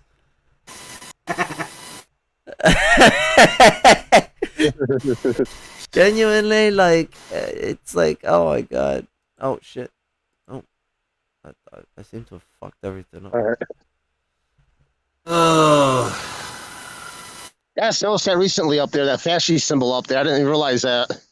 I think there's somebody, a comrade, shared something on, I think it was Facebook or Twitter, and it showed the same symbol on something else. I can't. It wasn't a dollar. Wasn't like an American dollar bill or whatever. It was. I think it was some government thing, and he went, "My God, what? Look at it! It's the fascist symbol." I can't remember what it was, but it's something that you wouldn't expect to see it in such blatant broad daylight, so to speak. You know what I mean? Or you can just be in Spain, where we just find it everywhere. You got I had a question. I know the monarch can disband Parliament, right? The UK Parliament, right? Yes. Yeah, I'm pretty sure. So it's the governor that can do it with the other ones. So technically she can, but like she's not supposed to be able to tell the governors what to do. Like when Prime Minister's elected, she could say no, right? Yeah, to us, but it's the governor again for the other prime ministers, and she can disband the prime minister in the middle of government, just like in Australia, she actually used the governor to put a vote no confidence in on the prime minister, and Wow. they can go for the House of Lords, so that doesn't even go for the Parliament. The Parliament don't even need to think about it. Yeah. The House of Lords is the biggest house of government, and it's the least democratic. I mean, that bit's a bit fucking obvious. You know, whoa, that's not in fact, it's not very democratic. This unelected House of Lords, would have thought. But you know, the Dominions, they have their own governors that are basically the monarch. That's basically like that's how they're written in law. They are the monarch's hand in a person form. And that's when the monarch can't tell them what to do, because you don't talk to your hand to tell them what to do. It just does it. So they're supposed to be an organic function of direct head of state within a constitutional monarchy that doesn't even have a fully written constitution. I wonder why. It's not like the monarchy was the one. Oh wait, no, it was the monarchy that reinstated the the government with the commons still in existence. I wonder if they had an interest in making a few deals with the commons to keep them out of the commons, give the commons a little more power and get something out of it. And they lead the lords, and they lead the fucking their own house that signs all the bills into government. And get this, they get to knight people, and they get to choose if they want to knight people, and the prime minister gets to knight people, so they get to add more people to their government, which increases their voting power, because it makes things more lopsided. It's easier for them to freeze bills or force them through quickly, depending on how they want them to be. And we've been dealing with parliamentary tennis for decades, where they just toss things back to the House of Commons, because they can just vote to say, no, this isn't going up to the Queen yet. And it won't go up to the Queen, it'll go back to the Commons. And it can do that for fucking, I think they limit it under Blair, one of the few good things he did. I think they limit it to 2 years. But it's still too long. Isabel. Yeah. It's still way too long. And they did limit heritage lordship, but that's what I mean. Oswald Mosley was Sir Oswald Mosley because his father was knighted. Yeah. I think he was Sir Oswald Mosley Jr. I think his father had the same name, but I might be wrong there. I might be thinking of one of the other fascists. A lot of fascists are, full of all sorts of weird people in the family where they're like mini me of their old man, like fucking. But there's actually a pub I found in Birmingham, I think it was, or Burton. Is it Birmingham or Burton? I can't remember. But it's certainly in the Midlands, called Mosley Inn, and like the area it's in, like, and the way it's spelled, it had to be one of his relatives. Like I can't. Mosley, owning class, but not too well off, because I mean, like, his family probably doesn't do quite well these days. Like, I mean, Max Mosley's like the last big hit of the Mosleys. No one really gives a fuck of them since. I think there's is that Mosley was originally a Labourite, and Winston Churchill was part of the Labour. He was one of the left Labour as well. Like, he was one of the Labour socialists who supported the miners. And Winston Churchill was actually a member of the Liberal Party before he joined the Tories. Yeah, fucking. Tory party is the party where you go when you've gone from liberalism to fascism, and as Churchill admitted in his latter years, when he went to Mussolini, he's like, you know what, I probably am a fascist. So, yeah. He owned it up, and then was like, "Oh shit, people are gonna see these letters." So like, he rushed into Italy to get them destroyed. Plus, Churchill also believed in the whole Judeo-Bolshevik conspiracy theory. Oh shit. Churchill actually openly said he believed the Bolshevik Revolution was a Jewish conspiracy. He played into that shit. Yeah, Oh yeah. yeah. Did you hear about his like paranoid panic attack he had when he went to visit the Soviet Union for the parade?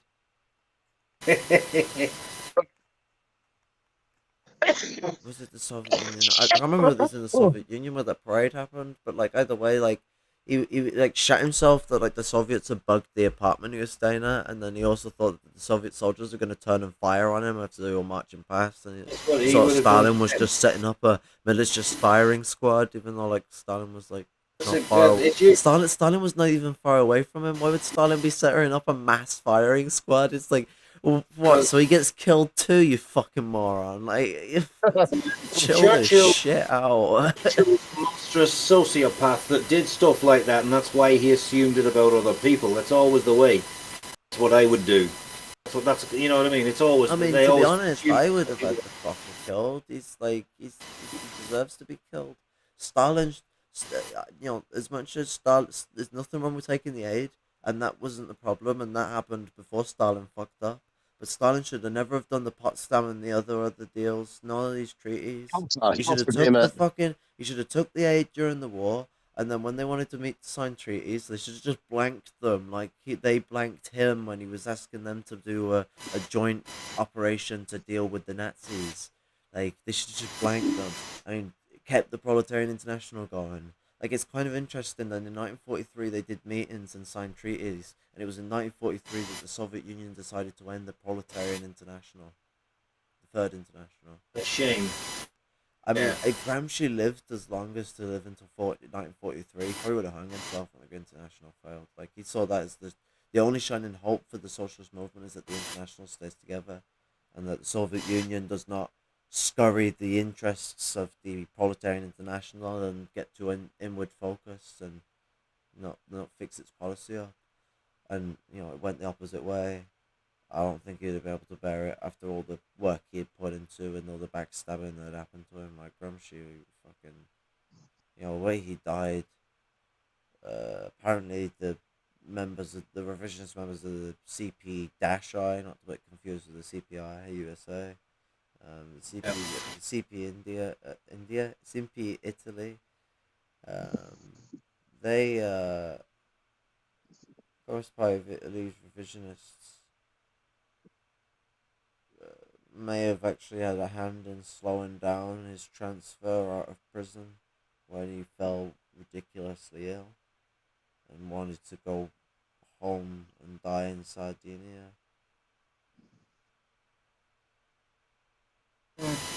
Gramsci was a Sardinian genius, and you don't get many Marxists like Gramsci. You know, I mean, you do, but not as many as you don't. Maybe.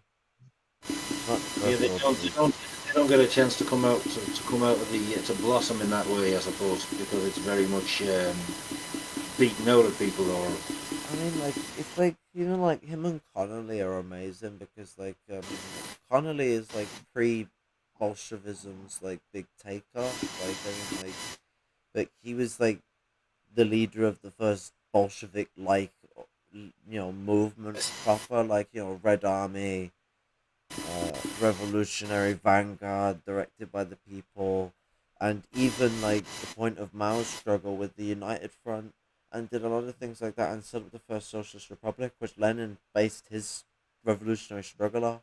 He even admits this. Like he says that the Irish 1916 Republic Revolution is like the biggest influence ever, and it was a quote from Lenin calling them the first Red Army. I'm gonna have to disappear for a bit. Shall we? Just want to carry on, or shall we resume in a bit, or what?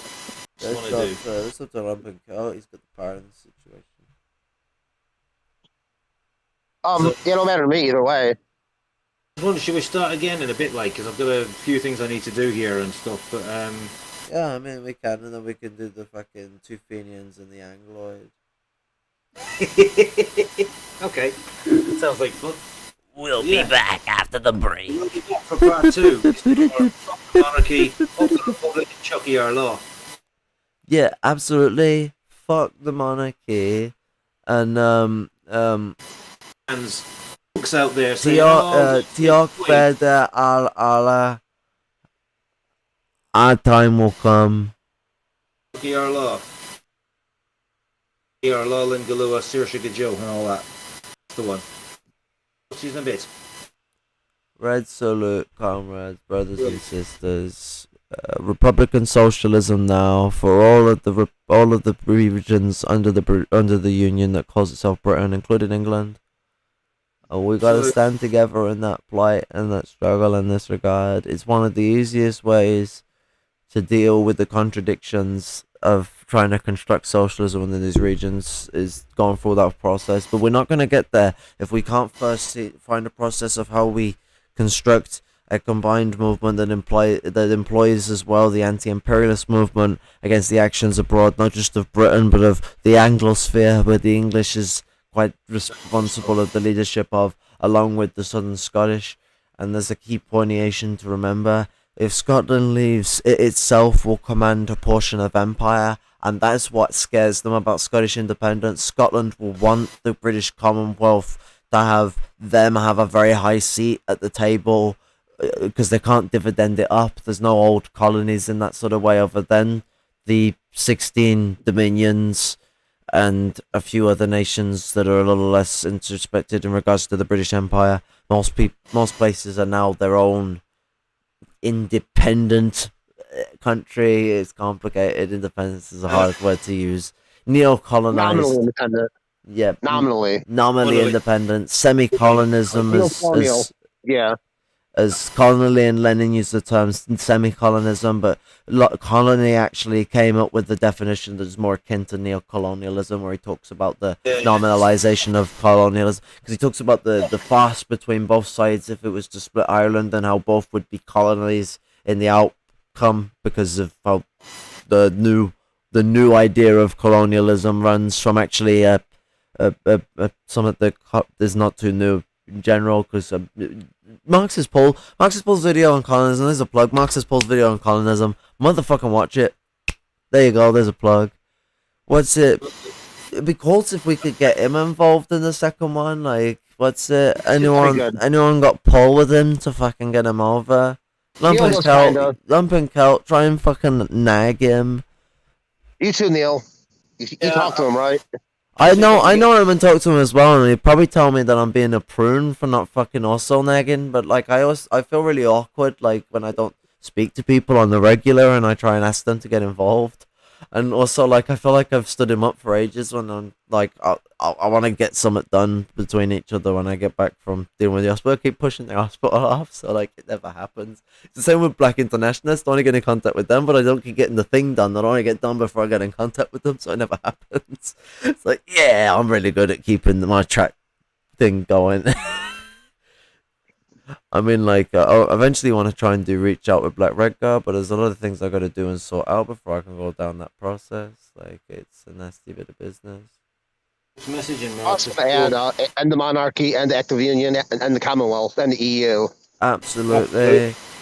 You know, death to the system of monarchy, and may Prince Charles find a swifter end than his daft old cow of a mother. I won't say daft. I don't take them for morons. These people are very intelligent.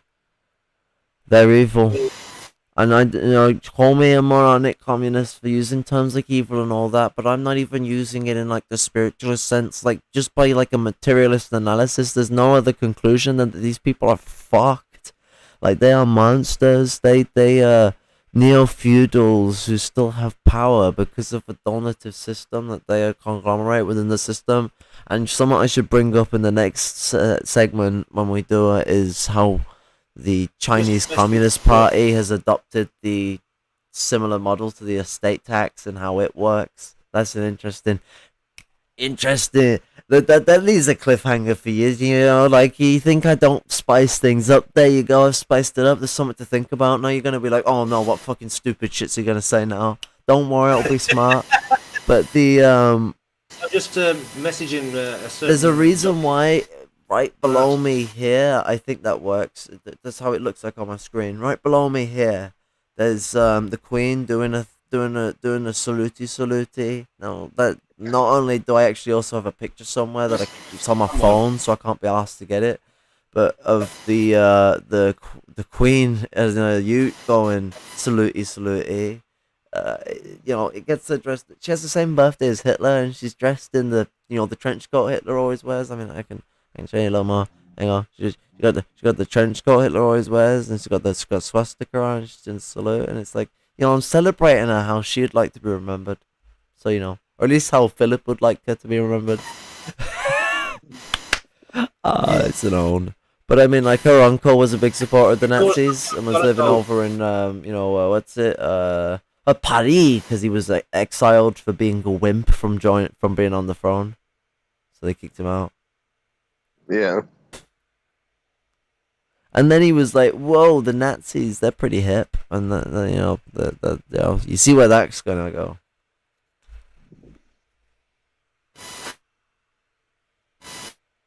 Fascism, of course. But I mean, the monarchy is kind of one of the early stages of fascism. That's one thing I'll leave this on. Like, monarchy in Britain was one of the early elements where fascism got its growth. Neo-feudalism, feudal political structures, and sociological structures thrown over capitalist economy, because you cannot produce a feudal economy in a capitalist world. It's not gonna happen. You'd have to do like shit like a Pol Pot where you commit massacre, because it's the only way you're gonna end up taking things back like that and tearing away the advancements we've made. I think it was Lenin that said you can only go forward, not backwards. So this way it's neo-feudalism, not feudalism. Neo-feudalism is capitalism.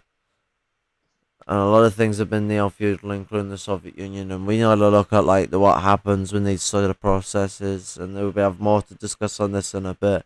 So I will leave that with these comrades to be on your wee cliffhanger. Red salute, you bastards. Said it the funny posh way, because I like it when you're like, oh, you bastards. It's fucking, it's tough, posh, funny. And dingy red salute to you all.